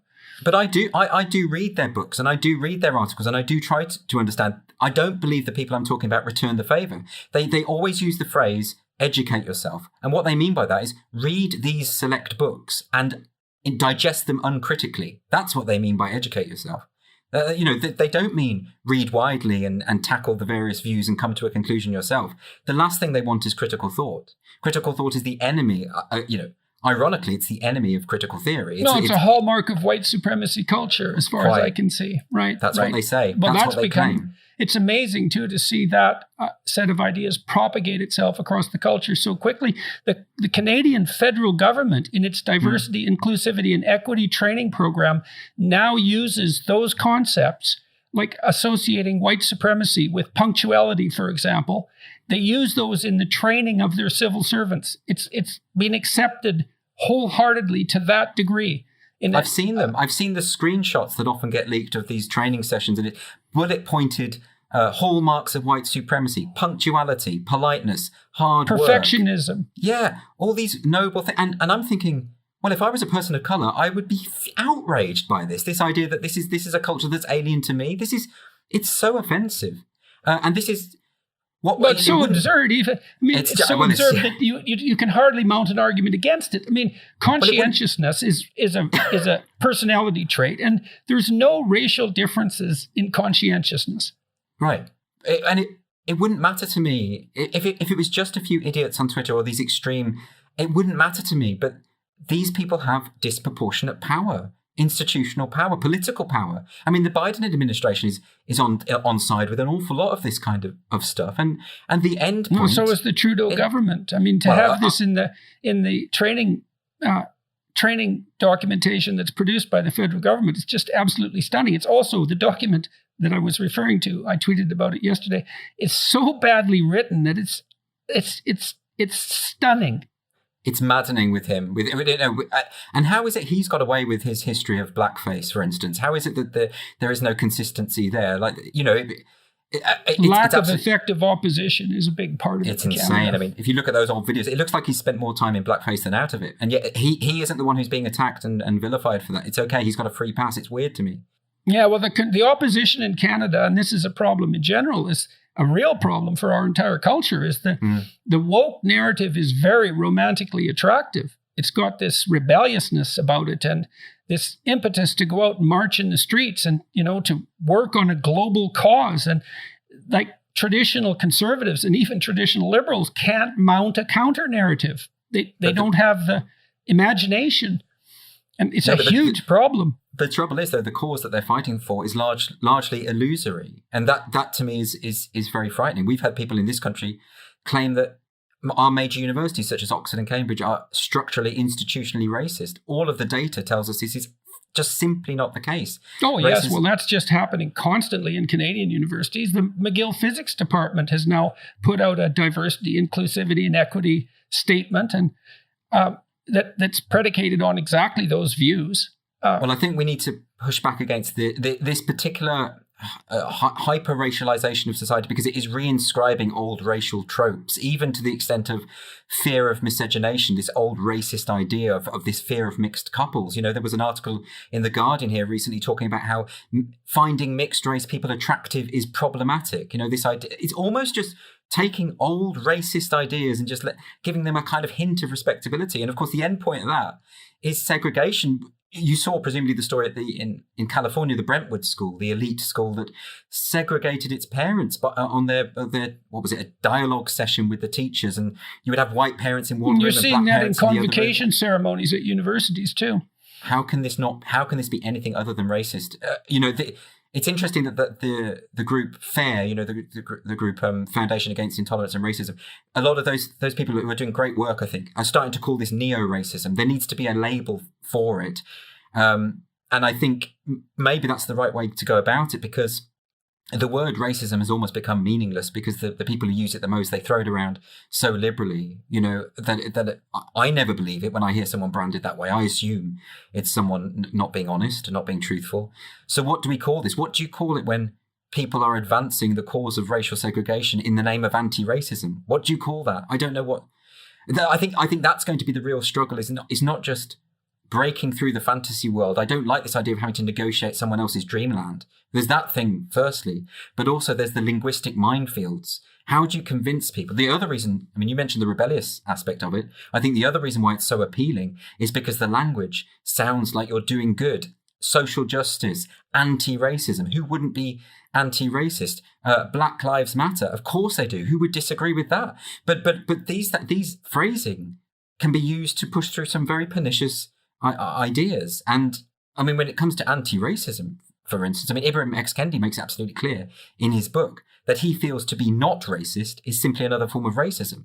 That this dichotomy doesn't exist. Well, and that's why I find it very hard when I'm having these arguments, because if I say I have a real problem with anti-racism, people will say, oh, I see, so you're for racism. And then you have to explain what anti-racism means when used by these academics in these very niche fields such as whiteness studies. You have to explain first what that means, why that's dangerous for society, and how in order to genuinely oppose racism, you have to oppose the discourse of anti-racism. When you say it like that, it's maddening, isn't it? It's like it's the stuff of nightmares because there is no coherent sense.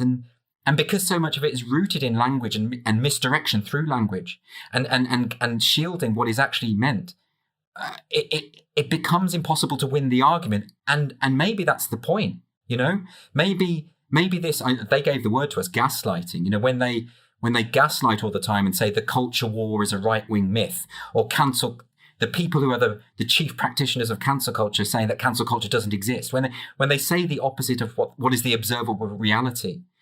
I don't know how to break through that, how to break through those arguments, because not only have they constructed a pseudo-reality in their own minds, they've constructed the language with which to sustain that pseudo-reality so no one else can be drawn out of it. And that to me is going to be the challenge. Let me ask you, let's go sideways for a minute now. Mm-hmm. And I suppose this is an exploration of potential solutions as well.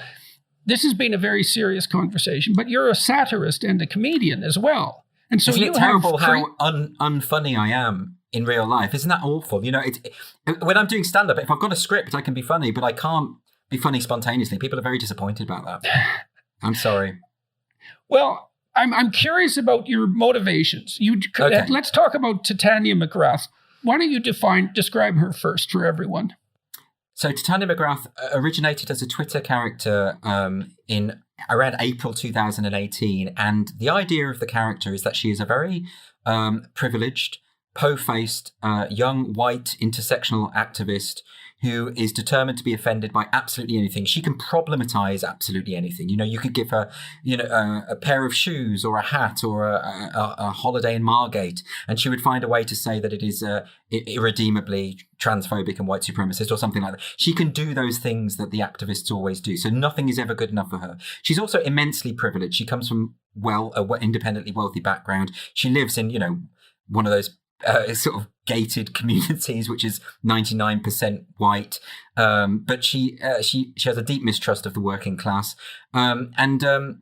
she thinks that she is virtuous and noble and good, and she goes on Twitter and goes on the attack all the time, trying to isolate things, trying to save the world in her through intersectional theory.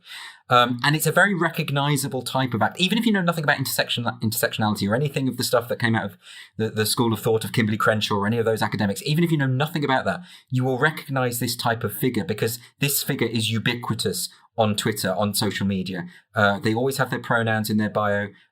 They always use the same terminology such as hegemony or discourse or problematic or phallogocentric, if you want to go back to Derrida, and she knows the right jargon to use: lived experience, cultural appropriation, mansplaining, toxic masculinity, all of those kind of things. And we know, and all of these things tend to be slogans in substitute of thought. They're just things that get thrown out there. And so what I wanted to do with the character Do you know what slogan means?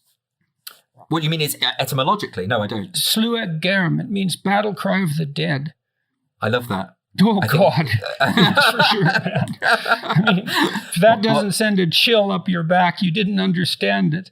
Well, this is it. I'm going to use that. That's great. Because it is a kind of, it's almost like a battleground of zombies who don't have any capacity for independent thought anymore. I mean, you try and get into a conversation with someone like this. And I have many times. Well, sure. Many, very publicly. And the slogans that come back at you all the time. And the lack of interrogation of those slogans, But what I find so frustrating and so horrifying in some sense, I mean, I think a great canonical example of that is the interview that Helen Lewis did with me for GQ, which is, it's now more popular online than the Channel 4 interview, which I think the GQ interview has like 32 million views or something preposterous. But I never did talk to Helen Lewis.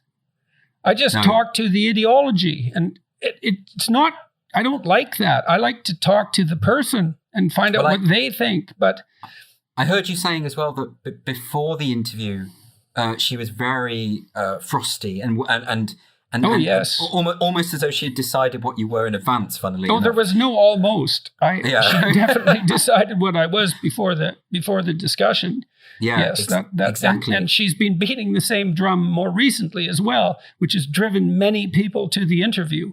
Because she published an article in the Atlantic Monthly and in another locale as well. So when you're faced with those, I mean, I just see it all the time so often. And to give another recent example, that we had the obviously since the Harry and Meghan interview with Oprah Winfrey, and there was a controversy over here because Piers Morgan, who hosts a show called Good Morning Britain, got into an argument with another colleague on the show, a man called Alex Beresford, I think, and it was really interesting watching. Once they'd had the argument, they sat down, they tried to talk through the issues. And Piers Morgan pointed out that some of the things that Meghan had said in the interview were factually wrong and had been proven to be factually wrong. His response was, Alex Beresford's response was, but that's her lived experience. And then he said, yes, but we have the evidence here that it is factually incorrect. And again, he said, but it's her lived experience. So in other words... See, that's that insistence that the fantasy world, the subjective world trumps everything. Right. So and that once it's almost like these phrases, if you use the phrase lived experience or toxic masculinity, whatever, you're in the club. What you've signaled that you're right, and I know that academics have always done this, the jargon, you're in the group, you're in the in-group if you know how to deploy the right words.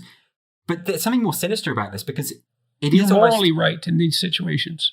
That's exactly. The sinister thing. Is that it's morally incontrovertible. You've made the statement and that's it, and there's no further discussion. Yes, well, you're not evil. That's what you're saying. Right. I'm not evil.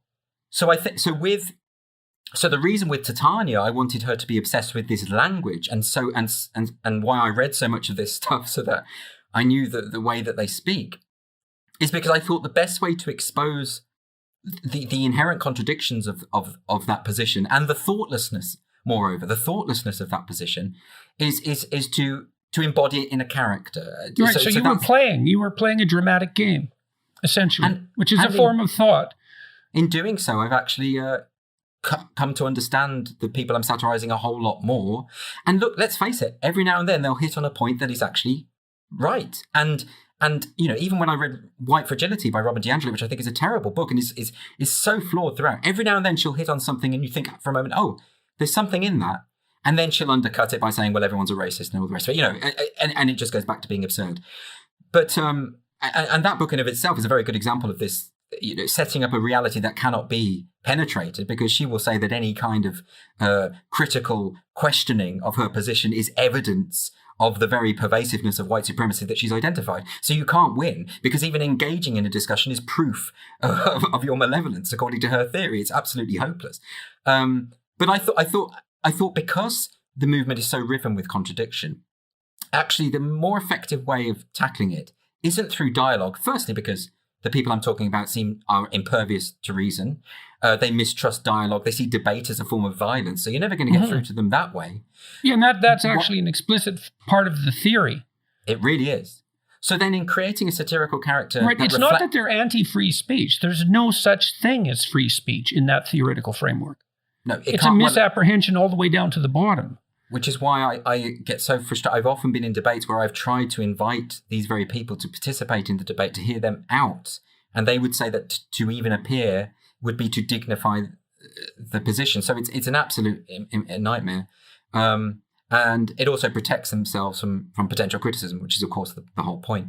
But I thought by creating a satirical character that embodies those contradictions, that thoughtlessness, it might reflect back onto them I suppose how they look to normal people, because I don't think they appreciate. I think they're so caught up within their own little bubbles, with their own little groups. They never hear an alternative point of view. I mean, I used to work with academics like this who were so within their little groups, and they're constantly quoting each other and supporting each other and giving the illusion that their views cannot be disputed. But what if you're suddenly confronted with how other people perceive you? And will that give you pause for thought? Okay, so when you started Titania, you didn't announce that she was a satirical character. You started playing on Twitter. Tell me the story. What happened? Because that Twitter account became extraordinarily well known and very rapidly. So I'm curious about how you did that and how you responded once it started to, amass some cultural significance. I was very surprised that it took on. It became so popular so quickly, and I'd started it because more to entertain myself more than anything. I was so frustrated with this, and I wanted to try and expose the absurdity of it. I mean, my background is as a stand-up comic, and as a stand-up comic, I'm not necessarily satirical. I will stand there on a stage and ridicule the thing that I perceive to be a problem with society. With satire, what you're doing is you're often embodying it with a kind of ironic detachment, or you are, you're addressing it.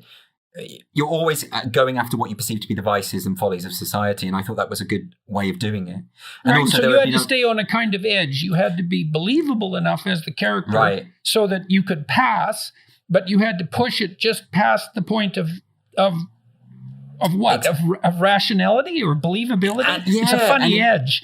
I was continually getting into arguments with people and staying in character. I've always stayed in character, and even to today. And I've actually, if you go to the Titania account now, my pinned thread is a thread of conversations that I've had with people in character who are angry about the things I've tweeted. And these can go on for pages and pages. And it's fascinating to me because it's close enough to the truth. She says really ridiculous things, really absurd things, like speaking or writing in English is an act of colonial violence. She'll say that, the only way to guard against fascism is if the state are allowed to arrest people for what they say and think. Stuff like this, which is so obviously absurd, and yet it's close enough to what people actually say that people believe it and get annoyed about it. And what I've always liked to do is to stay in character and have those conversations with these people And then I posted the screenshots of the conversation. So, but part of the point of that is not to humiliate the people who had fallen for it, because actually the point I'm making is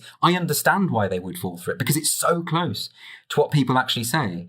And by doing that, my hope is, I suppose, that it exposes the folly of this stuff. Sometimes even when I'm in those arguments, I will say something that is so out of just completely out of the realm of possibility, so stupid, and yet they still don't. Things have become so absurd that they don't twig. I mean, even today, there was a story today in the UK, a museum, a Jane Austen museum, is now going to interrogate Jane Austen's use of sugar in her tea because it has connections to plantations and white supremacy and slavery. Something like that, which is just so absurd. Or the recent controversy over Bluey, the Australian cartoon dog, because it doesn't have enough dogs of colour and gender diverse dogs in the cartoon. Now that sounds like something I would make up as a joke, but it's real. It's actually happening, and people are taking it seriously. And so, therefore, in a sense, it's become harder with Titania, because anything that I come up with is going to be topped by real life very, very quickly. What have you learned about the people that Titania annoys? So she's a hyper politically correct avatar, but she tangles up people who are opposed to that sort of thing. And so that must have also shed substantial light for you on people on the other side of the... It does. And so what have you learned? Well, one of the things is that the people on the other side, who might even be might even be of my opinion about these things, a lot of people are very quick to anger and verbal abuse as an instant response. So a lot of the people who get angry with her really go after her looks, and I mean, she's not real. A friend of mine, Lisa, created the image of the woman. She's a composite of 4 different women, so it's not a parody. See, this is the thing. It's not a parody of any particular person. It's a type of person. And yeah, the people who get angry with her and the people who are genuinely angry about the social justice movement are absolutely furious about the way it is impinging on every aspect of their lives. They are sick of it. So when they see someone as extreme as Titania, they really let rip. And I don't think that's healthy. It's not in my nature to go and abuse someone online or to get angry online. But I've seen the extent that what it shows, I suppose, is that kind of instinct to immediately go for the abusive or the vicious or the attack or the ad hominem is present across the political spectrum. It's everywhere. Or maybe that's just a sign of Twitter. Maybe that's just a symptom of social media. And I've learned a lot about how social media works. I think that's another thing about it, is that I've really, for one thing, the fact that she's been banned a number of times, and I've learned how to avoid the bans and about the way that big tech censors and how they censor and why. So what has she been banned for? So the tweets that she was banned for, a couple of times she's had a number of 1-day suspensions, a number of 7-day suspensions. Once or twice it's been inexplicable to me why she would be banned. It seems a bit like someone at Silicon Valley has twigged that their precious ideology is being mocked and they don't like it. That's the only explanation I can think of. However, on a couple of instances, it's when she's I suppose what they would say incited violence. And of course, she hasn't done anything of the kind. There was one tweet where she said she was going to go to a UKIP rally. UKIP is a right-wing nationalist political party in the UK. And she said, I'm going to go to this UKIP rally to punch people in the name of compassion or love or something like that, which is the idea that a lot of these activists have, that actually, whereas words are violence and awful, actual physical violence can be defended, in their view. It's so perverse. And of course, I was making a comment about the perversity of that idea, that you think microaggressions are actual violence, but you're perfectly content to go out and set fire to cars and beat people up if they have the wrong opinion, or pepper spray people in the face if they voted for Trump. There's an obvious contradiction there that I was trying to expose. So she had a ban there. I think that might have even been the one where she was permanently banned. I had an email from Twitter saying, this is a permanent ban, you're not getting back on. And then there was a bit of an outcry from people who follow her, some prominent people who follow her, and Twitter rescinded that, changed their minds and brought her back. And as a result of that, inevitably, her follower count leapt, because, of course, when you try and censor something, you draw attention to it. But you're always treading a fine line. I mean, my friend Lisa, who I mentioned, Lisa Graves, used to have a Twitter account called Jarvis Dupont, who is one of my favorite accounts on Twitter. And he was banned, completely permanently banned. They actually went on a bit of a purge of satire accounts. There was one afternoon where Twitter purged 12 or 13 satirical accounts and deleted them. Titania came back for some reason. I think it's because she was the bigger account. But a lot of them just got ditched. And that, I think, shows that, you know, the powers that be at Silicon Valley, they don't like to be mocked. No one in authority likes to be mocked. It's the best way to undermine authority, isn't it? And it's why every despot in history has killed the clown. Well, that's why we have to be so careful when any of our laws start making comedians nervous. They're the ultimate canary in the coal mine.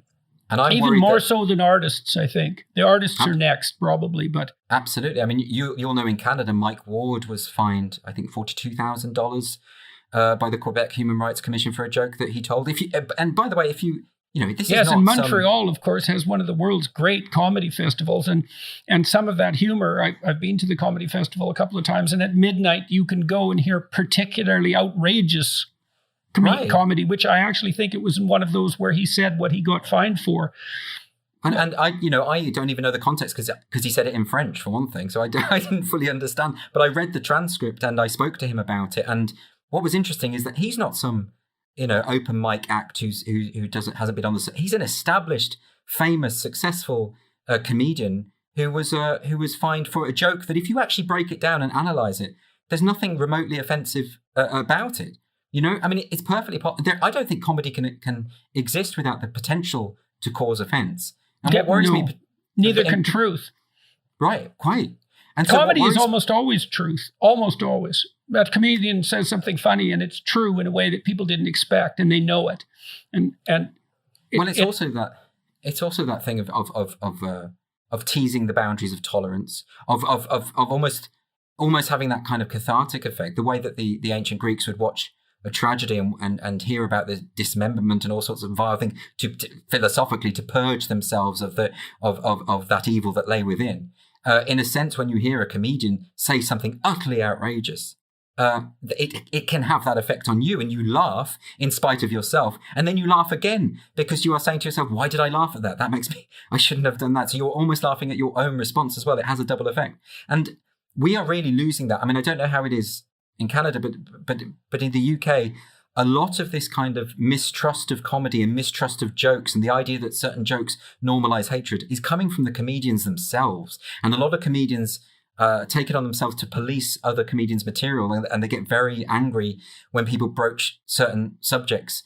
I consider it very, very unhealthy. And not all comedians, by the way. I'm not saying that all comedians. I'm just saying certainly the more establishment comedians absolutely would fall into this category. And it's really shocked me. This has been, since I started Titania in particular, a lot of comedians have been very angry that I mocked the social justice movement, or which to me is absurd, because, I spent 3 years co-writing the Jonathan Pye character.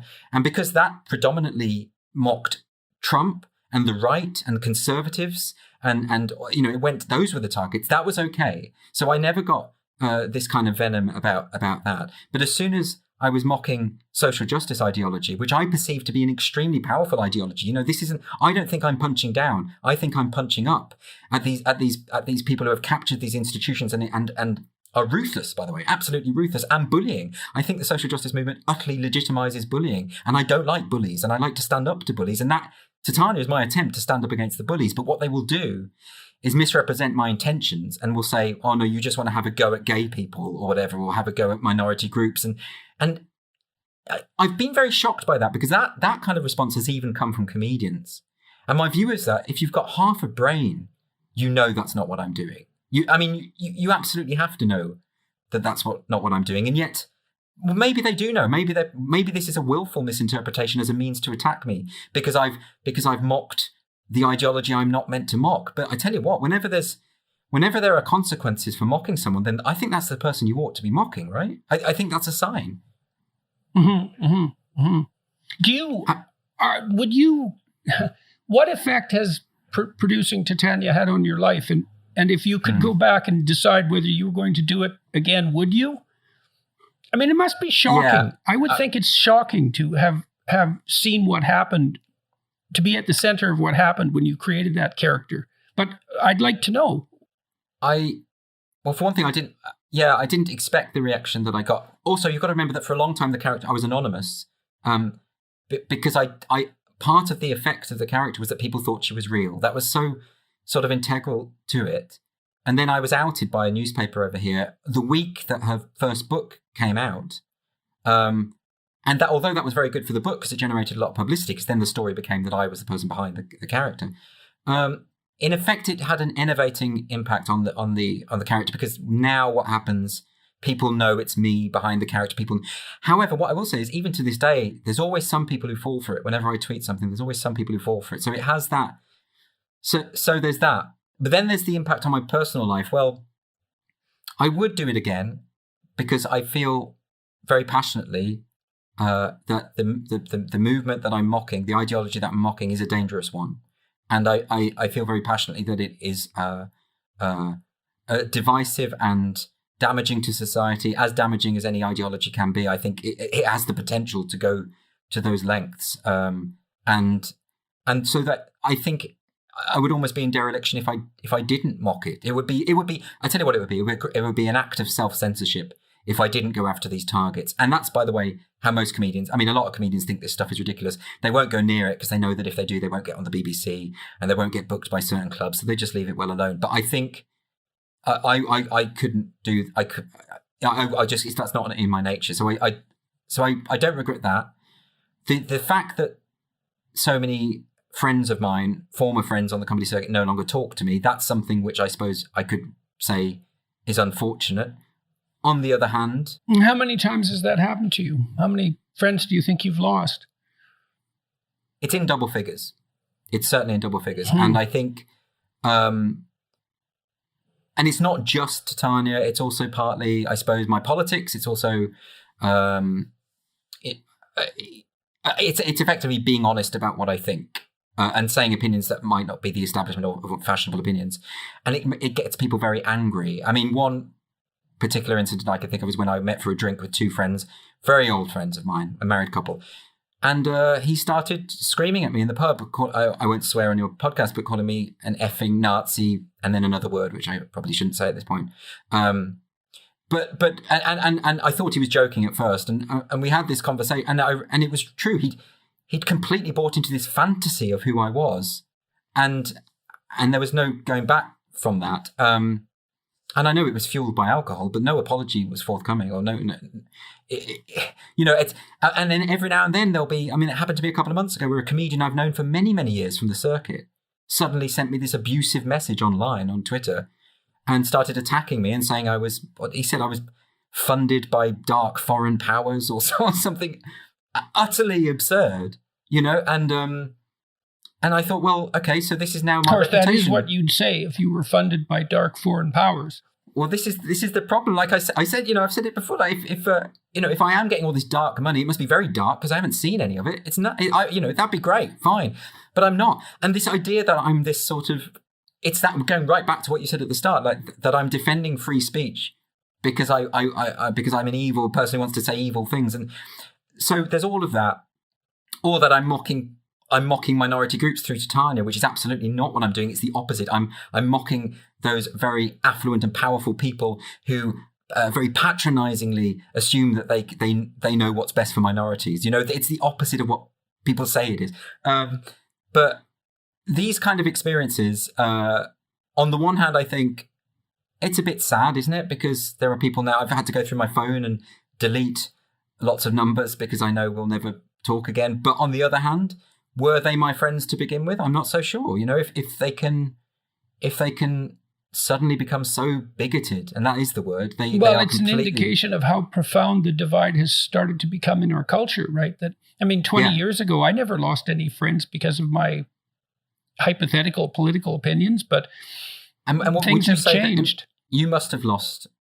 Your case must be much more severe than mine, because you're so much more famous and so much more known. Have lots of friends turned on you? No. Actually, not a lot. There's some outstanding exceptions. Although even in those situations, I would say there was extenuating circumstances. No, I've been really fortunate in that regard that my close circle of intimates, my family and my close friends have been staggeringly loyal to me under which is wonderful. Severe distress. Yes, that's wonderful. So is it maybe the case? Does that tell us that actually what it's really about is the fact that I was working in an industry, which is, the comedy industry is so on board with the woke ideology to such an extent that in fact, so many comedians are now really just avatars for that ideology. Maybe. I mean, my professional colleagues certainly haven't leapt to my defense. Well, that's what I was going to ask. Actually, I mean, surely. That's pretty much done with. I mean, I would say my name, I've decided this recently because of the slurs that have been associated with me. I can't in good conscience accept graduate students anymore. Because if they go out, you talked at the beginning about this register that's been set up in Britain, where if you are accused of a non-crime hate act, it's recorded without a trial. I mean, I've been on hiring committees many, many times, and especially in academia, there's an oversupply of highly qualified people, of radical oversupply. And so if there's anything in your record at all that's the least bit contentious, it's like you're done. And of course, being my student, that's not a little bit contentious. That's really, really contentious. And so it's now become impossible for me to serve my proper function as a scientist and as a university professor. So it's taking a lot of adjustment on my part to get accustomed to that. And I don't practice clinically anymore as well. And there are a variety of reasons for that. But certainly I've become very, very susceptible to attacks through the College of Psychologists, the governing board. They can make the life of a practitioner brutally miserable with a single letter. And that's very, very punishing. And it's also perhaps not necessarily good for my potential clients to be associated with someone who's controversial. They already have enough trouble. So although I've been fortunate on the family and friends front, on the professional front, things have been, more dismal. Isn't that just suggestive of the power of this movement and the effectiveness of cancel culture? In fact, the ease with which people can become stigmatized. All it takes is a few accusations of you're far right or alt right or whatever, and it's there. Any prospective employer can Google that and it comes up, and who's going to take the risk? The accusation is sufficient to damn you, and that's what. That you put the finger on the absolute catastrophe of the non-crime hate index. It's like, it's a permanent stain, especially in a technological universe where nothing is ever forgotten, no matter how long the lag. And it's worse because the government here feels no compunction to address this or to... It's no to politicians me. seem to have... Well, I suppose they are... Well, because the strategy is that if you oppose hate speech laws, you're obviously a hateful person. Why else would you oppose hate speech law? It's the old thing. And a politician doesn't want to stand up in Parliament and be the one who is seen to be siding with the evil guys, the bad guys. Well, you have to make a very, very subtle argument to stand up against hate speech laws because you're faced with the problem that there is such a thing as hate speech. Yeah, obviously. It's pernicious and terrible. It's like, okay, so you're arguing uphill. This is, again, why it's such a bloody miracle that we ever had free speech to begin with. It's almost inconceivable to me that we managed to generate the baseline presumption of innocence. That's a miracle. The fact that you can go bankrupt and start again, that's a miracle. The idea that you ever had free speech and that was genuinely the case, that's a miracle. And none of this is given the appropriate respect and awe that it deserves because it's so unlikely. It's hugely unlikely. I mean, I know in the book I give a kind of very, very short history of free speech from the ancient Greeks to today, the point of that is to accentuate this point that actually the fact that we have it is astonishing and unlikely, so unlikely, and all the more reason why we need to defend it. We need to be really, really vigilant about any cracks that appear in this, because it will go away very, very easily, if we don't defend it. And it's hard, particularly when it comes to the idea of. That's why I wrote a chapter on hate speech, because and took the other side's view seriously, because just trashing the opposing argument isn't going to help. We have to talk about it and explain, why it's important nevertheless. Well, for one thing, like you say, hateful speech exists. Let's start from that point. Let's acknowledge that hateful speech exists, and it can be hurtful, and it can do damage. But then the alternative is a state that might, in the future, be completely unscrupulous, that is going to decide for you what you can say. And those are the things that we have to tackle. And the other key thing is that no one knows how to define hate speech. UNESCO, the European Court of Human Rights, they've all agreed there's no way to define hate speech. Every European country that has hate speech laws has different hate speech laws, different definitions, subjective, abstract concepts such as hate, such as offense, such as perception. And these are on the statute books, and you don't want this stuff on the statute books because it's all very well. I mean, I know we talked about the SM.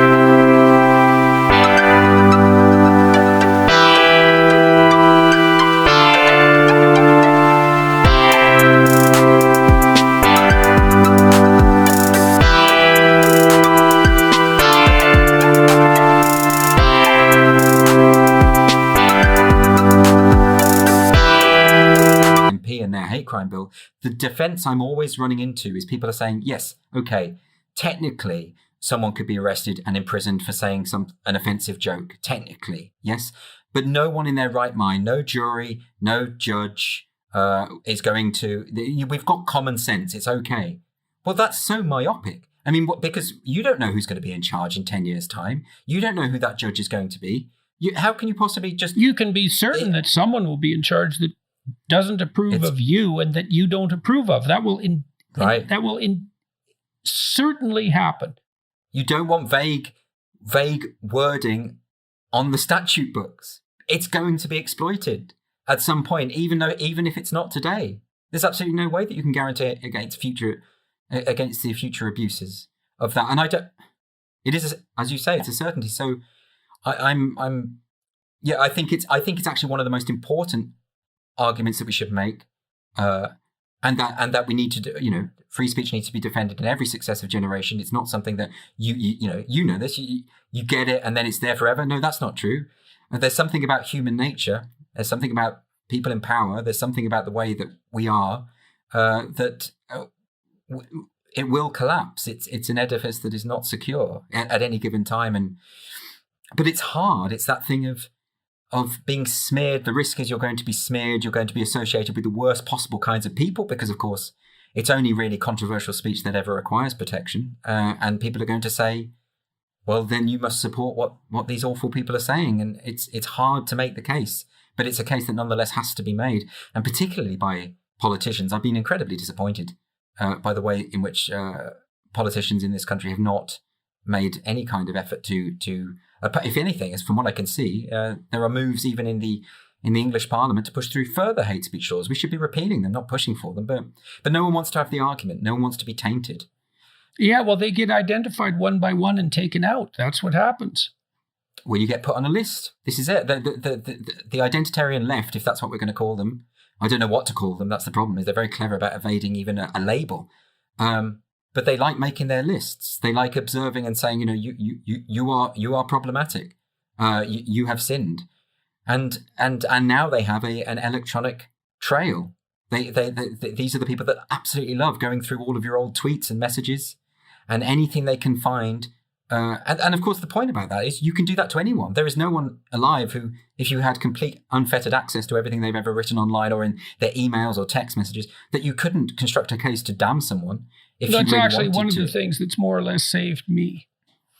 Is that right? Well, by the time I made my political statement, which was a philosophical statement or even a spiritual statement, not a political statement, I already had 200 hours of lectures online. And so essentially everything I'd ever said to students was recorded, and it wasn't possible to pull out a smoking pistol.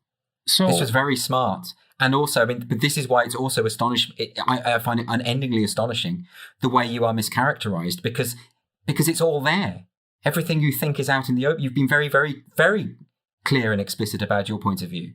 And so when they try and demonize you and turn you into this thing, people can check and they'll realize that I think what they're doing is they're relying on the reputational damage being a kind of barrier to people even investigating who you really are. Yeah, well, to some degree that works, but it doesn't really work, because what generally happens is that, for every person who wouldn't open a lecture because of my reputation, there's 3 or 4 who do because they're curious, and then it has an even more perverse effect in some cases, on the true believers, because they're primed to find anything I said offensive, but that doesn't happen.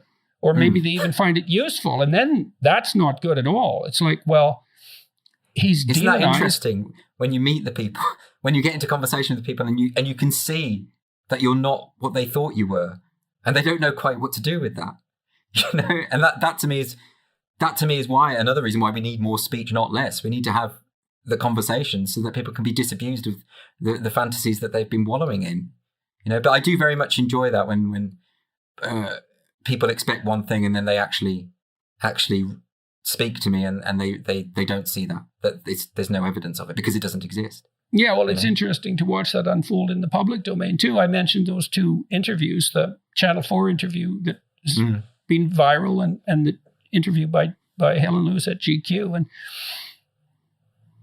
those interviews basically consist of nothing but the attempt by the interlocutor to have a conversation with the person that exists in their imagination. Right, but which what's the bears point of almost that? no relationship to me at all. That was particularly the case with Kathy Newman, and it was less so with Helen Lewis, but that was still essentially the issue. It's quite reassuring, though, isn't it, that once it's out there, people can see through it.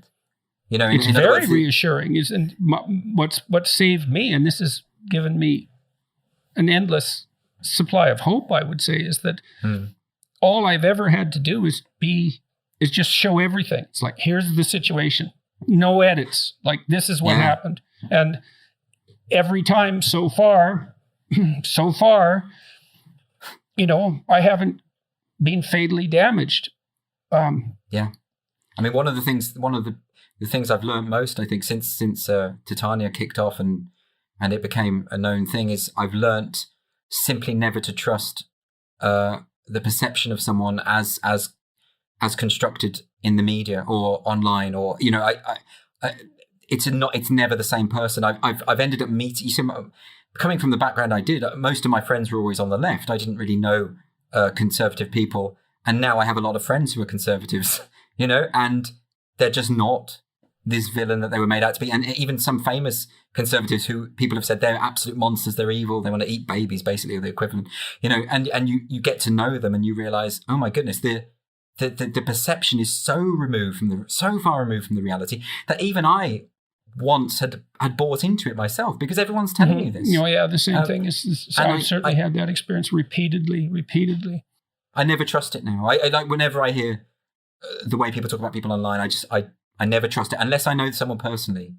I'm never going to trust that again. And I think that's an important lesson for me. So what's next for you? And also, how do you make a living? You can't make a living as Titania McGrath. Well, I mean, you're locked down still, so it's got to be hard being a comedian. Right. So, I mean, comedy came to an end. I mean, I did a stand-up comedy tour in 2019 early 2019. And that was really the last big thing I did, because as soon as I was about to do some more live performances, the lockdown came, and it's the same. I'm not complaining, because absolutely every live performer has the identical experience, and we've all I'm not in a position to complain. It's a very good question. I like it because it's also very direct. How do I make my money? Well, I write articles for various publications. There's the Titania books have kept me going. I obviously used to work on the Jonathan Pye character. We had a couple of television shows and live tours. Those were particularly lucrative. And for a long time, I did just make my money as a stand-up comic. So literally just the money I would make from the circuit. Now I've just got a job with.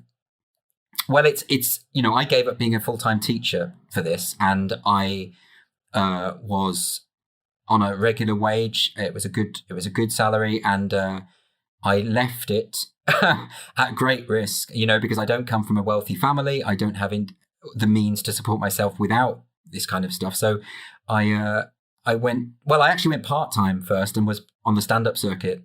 And then I started earning enough from stand-up to get by.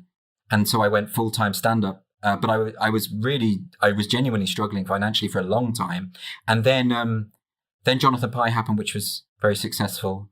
Particularly because we had a big viral hit around the time of the Donald Trump election, which actually went viral in America as well. And that really helped broaden the character. And then we did live tours and all the rest of it. And we played the London Palladium and the Hammersmith Apollo. And so it was a big thing for me.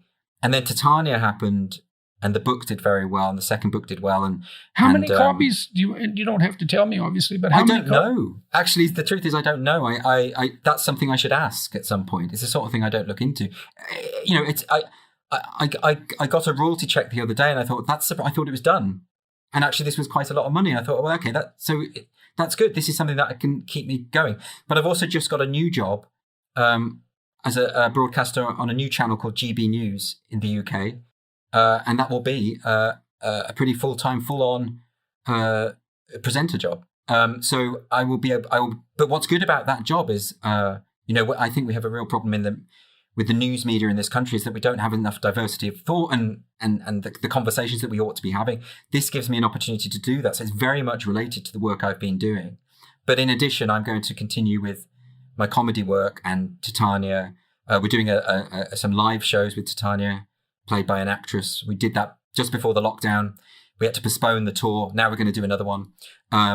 So I will, a lot of people get very scared by making a living as a creative person, because you're always on the line. As they should be. Jesus, it's a tough way to make a living, man. It really, you're taking a massive risk, and most creatives I know are very, very poor. It's simply not, and most have other jobs, Yeah, there's a tiny fraction that are hyper rich, and everyone else starves. Virtually no one. And I consider myself extremely fortunate to be able to do this full-time, the stuff I love full-time, because for most of my adult career I couldn't. And I was, I had to have a full-time job, and as well as go out in the evenings and do all of this stuff.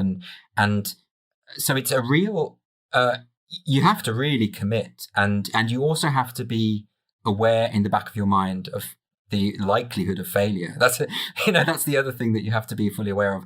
And I'm by no means take it for granted. I think it's the stuff I've done, comedy and Titania and the book I've just written. None of this stuff would make me rich. It would keep me going. The new job I've got is going to be a more regular income, which is something I miss. I haven't had this since I was a teacher. I miss that. I miss routine and all the rest of it. But I think another complicating factor is, not only if you're trying to exist creatively, not only is it a very high risk proposition financially, but you lack that psychological comfort that comes from routine, which, artistic people often are hypercritical of routine, but God alive, man, routine keeps you sane, and trying to invent yourself every day, that's not for the faint-hearted. I've seen very few people manage that successfully across decades.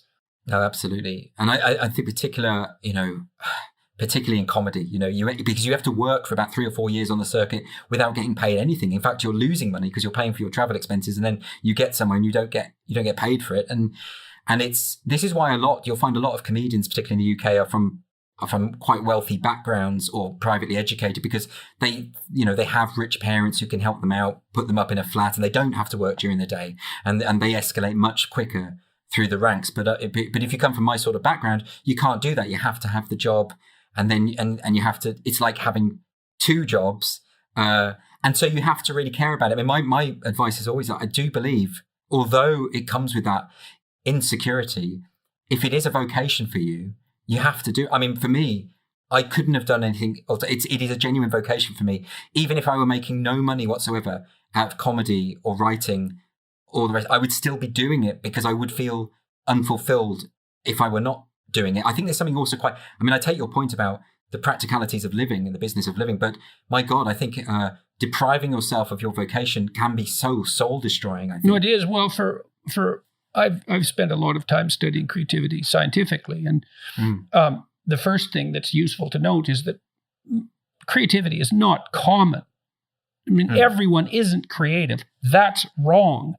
Yeah. Some people are very creative. A minority of people are very creative, and I mean, it's a continuum. But you don't get creativity till you get out to the point where what you're doing is original, and that's very difficult. So it's a minority proposition. And then of those original people, there's only a tiny fraction that can make a successful financial go of it, because it's just, you have to be creative. Plus you have to have some sense for marketing and sales and business, and you have to be reasonably emotionally stable, and et cetera, et cetera. It's very, very difficult. But if you are creative by temperament, well, that's you.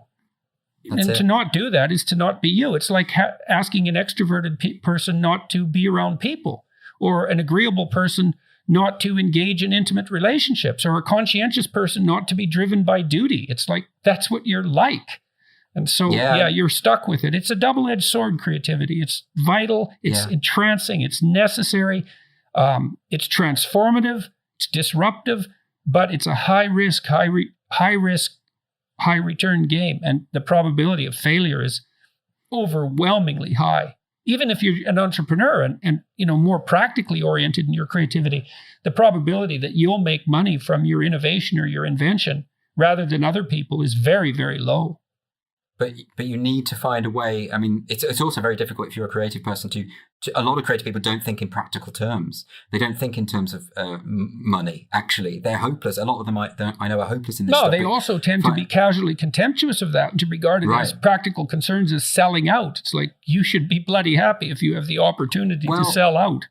So I think that the ideal is to find a way to pursue your vocation, but have one eye on the reality that, you will have to earn money somewhere or another. Yes, I agree. And I think it's that's why I think I'm lucky insofar as with Titania, I hit on something that had commercial viability, but it was very true to what I desperately wanted to do. And I think that's so rare. I think some of the stuff I've written, some of the plays I've written, for instance, I don't think would have any commercial success whatsoever, but I wrote them because I needed to write them.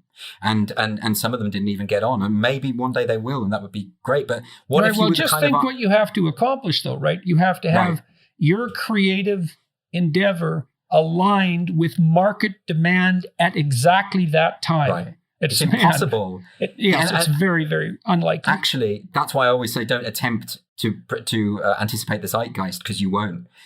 Like, the best thing an artist can do is do what they believe and hope, because a lot of it is luck. There's a technical literature on that too. I mean, what you do is continue to produce ideas. And it's a Darwinian competition, essentially. They're like life forms, these ideas. And now and then one will find a niche that it can thrive in. But the best way to maximize your chances that niche will manifest itself is to overproduce. Because I'll give you an example. I answered a bunch of questions on Quora. So that's a website where anybody can ask any questions and anybody can answer. I answered about 50 when I was playing with Quora. And one of them was a list of everything people should know, of things people should know in their life. And I derived my books out of that list. Yes. It was disproportionately successful. Most of the answers I generated got virtually no views, but it must be hundreds of thousands now. But even before I wrote the books, it was tens of thousands. But had I not written 50, I wouldn't have got that one. The other 49 failures, so to speak, were the answers weren't necessarily worse. They just didn't hit the zeitgeist like that answer did. And I think that's a great piece of advice. Overproduction, because it's the same with the Beatles. They look like an overnight success. It's because they've been playing endlessly in those dingy clubs in Europe. Before it happened, you produce as much as you can. They say it takes 10 years to become an overnight success. That's it. So of most of the things I've written have done nothing and gone nowhere and had no success whatsoever. It's just, but the one thing occasionally when it hits, that's what sustains all the rest of it. And it's also why creativity is continues to be selected, let's say, from a biological perspective. It's like, that's why I said it was a high risk, high return game. Almost everything you do creatively will fail. But now and then you're disproportionately successful. And so that keeps the whole game going. You didn't have any sense, did you, that when you put the lectures on YouTube that it would explode in this way? Not in this way. This was completely. I'm still shocked constantly by my life. I'm shocked out of sanity by my life. I just can't. This is why I asked you about Titania. You get at the center of a whirlwind like that, and there's something very surreal about it. And I mean, I keep getting hit by surreal things, and it's very hard to wrap my head around it. Like this Red Skull episode was just one of many equally surreal occurrences. But no, I had no idea. I knew I was working on something important back when I was in my 20s, when I wrote my first book. And it was out of that all my lectures came. And I spent 15 years working on that book, and I worked on it about 3 hours a day. And so I thought about it all the time. And so I knew there was something to it, not necessarily because they were my ideas, but because of the people who I had read and delved into while I was writing the book. I knew the ideas were significant. And I could see the effect of the ideas when I was lecturing on my students. So I had some sense that there was something vital, that I was involved in something vital. Sure. But had you uploaded those videos a couple of years before or a couple of years later, you probably would have missed the zeitgeist and nothing would have happened.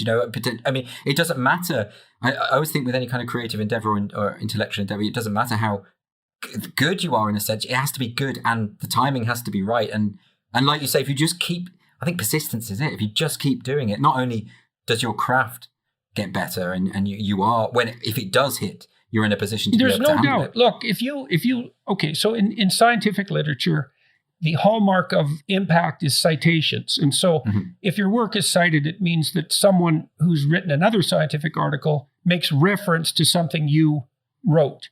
And that's all tracked, and it's used for promotions, and it's used to judge scientific merit. It's its own science, citation tracking. A very small number of your published papers accrue most of the citations. So that's the first thing. So what that means is the more papers you publish, the more likely it is that one of them will become highly cited. And my highly cited papers aren't necessarily the ones that I thought would be most impactful. So but the other piece of information from literature on creativity is that the best predictor of quality, and so you could index quality by impact, let's say, or by citations, is quantity. Yeah. It's not a great predictor, but it's the best one. And so, and this is good advice for everyone out there who's a musician or an artist. It's like, produce as much as you can, because you do get better at it, right? You absolutely do. And so there's that, but there's also, I think the other important thing is to actually be true to yourself in your artistic endeavors, insofar as don't be trying to anticipate the zeitgeist, don't be trying to anticipate what other people are doing. My big concern in the current climate that we live in is that a lot of artists are choosing to self-censor because the penalty for risk-taking has got too high. You can be completely... if I think of an example think about what kind of catastrophe that is, because we've already discussed the fact that the impediments to creativity are almost insurmountable. And so then you add an additional one, which is self-censorship because of social pressure. It's like you just decimate the creative enterprise by doing that. We wouldn't have anything. The Western canon would be decimated. It's ridiculous. I mean, an example I often think of is one of my favorite playwrights is Edward Albee. And when he came to write his play, The Goat, which was a very controversial play because it was about a man having an affair, a sexual affair with a goat behind his wife's back. And obviously that doesn't sound palatable. Well, at least he went behind his wife's back. Exactly. At least it wasn't sort of an open sort of paganistic thing. Absolutely. But it's a shocking play, and it's meant to be. It's about where our lines of tolerance are, where they lie and why. And all of his friends told him, don't do this. You've got a valuable career, an incredible reputation. You're turning 80. He was roughly 80 years old when this play came out. And they said, you're just going to scupper everything. And he said that he got that response, that's the reason he did it.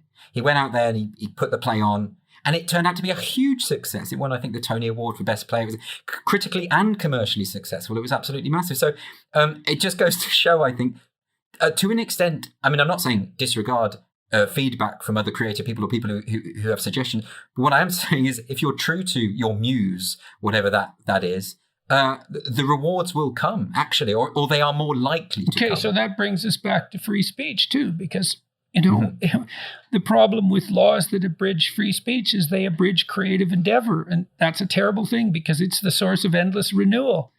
And it's the thing that fixes corrupt structures. And so to take aim at that is to take aim at the very process that would rescue you from the conundrum you are pretending to be obsessed by.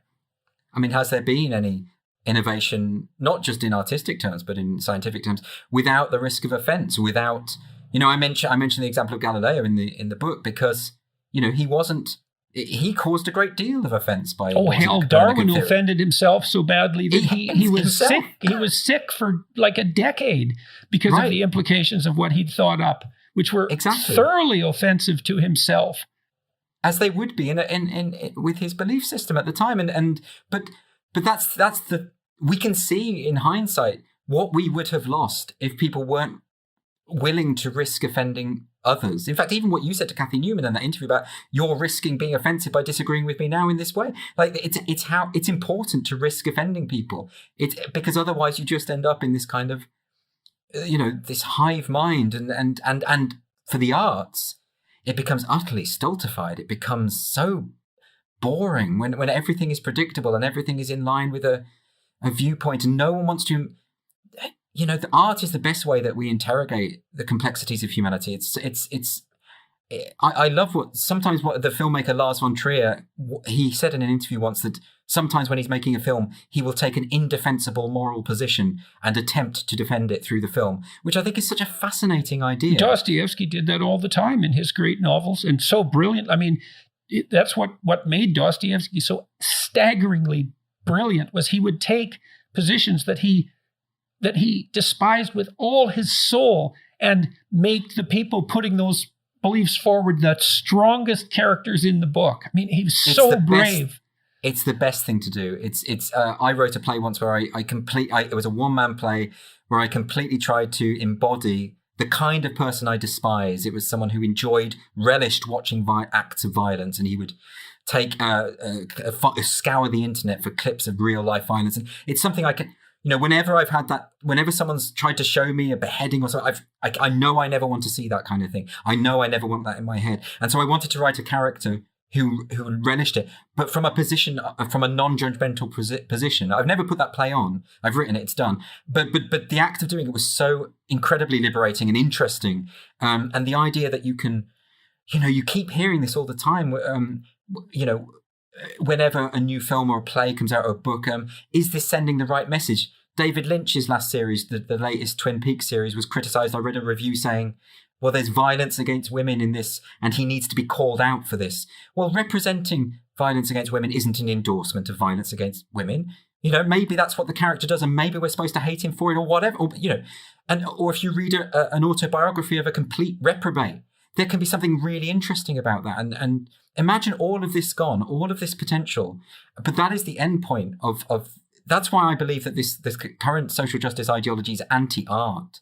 I think it's opposed to the artistic spirit, quite fundamentally opposed to it, which is why I feel we must push back against it. So that's a great place to end. No, that's great. That's great. Well, thanks a lot, eh? Much appreciated. Yeah, it was a pleasure, and the time.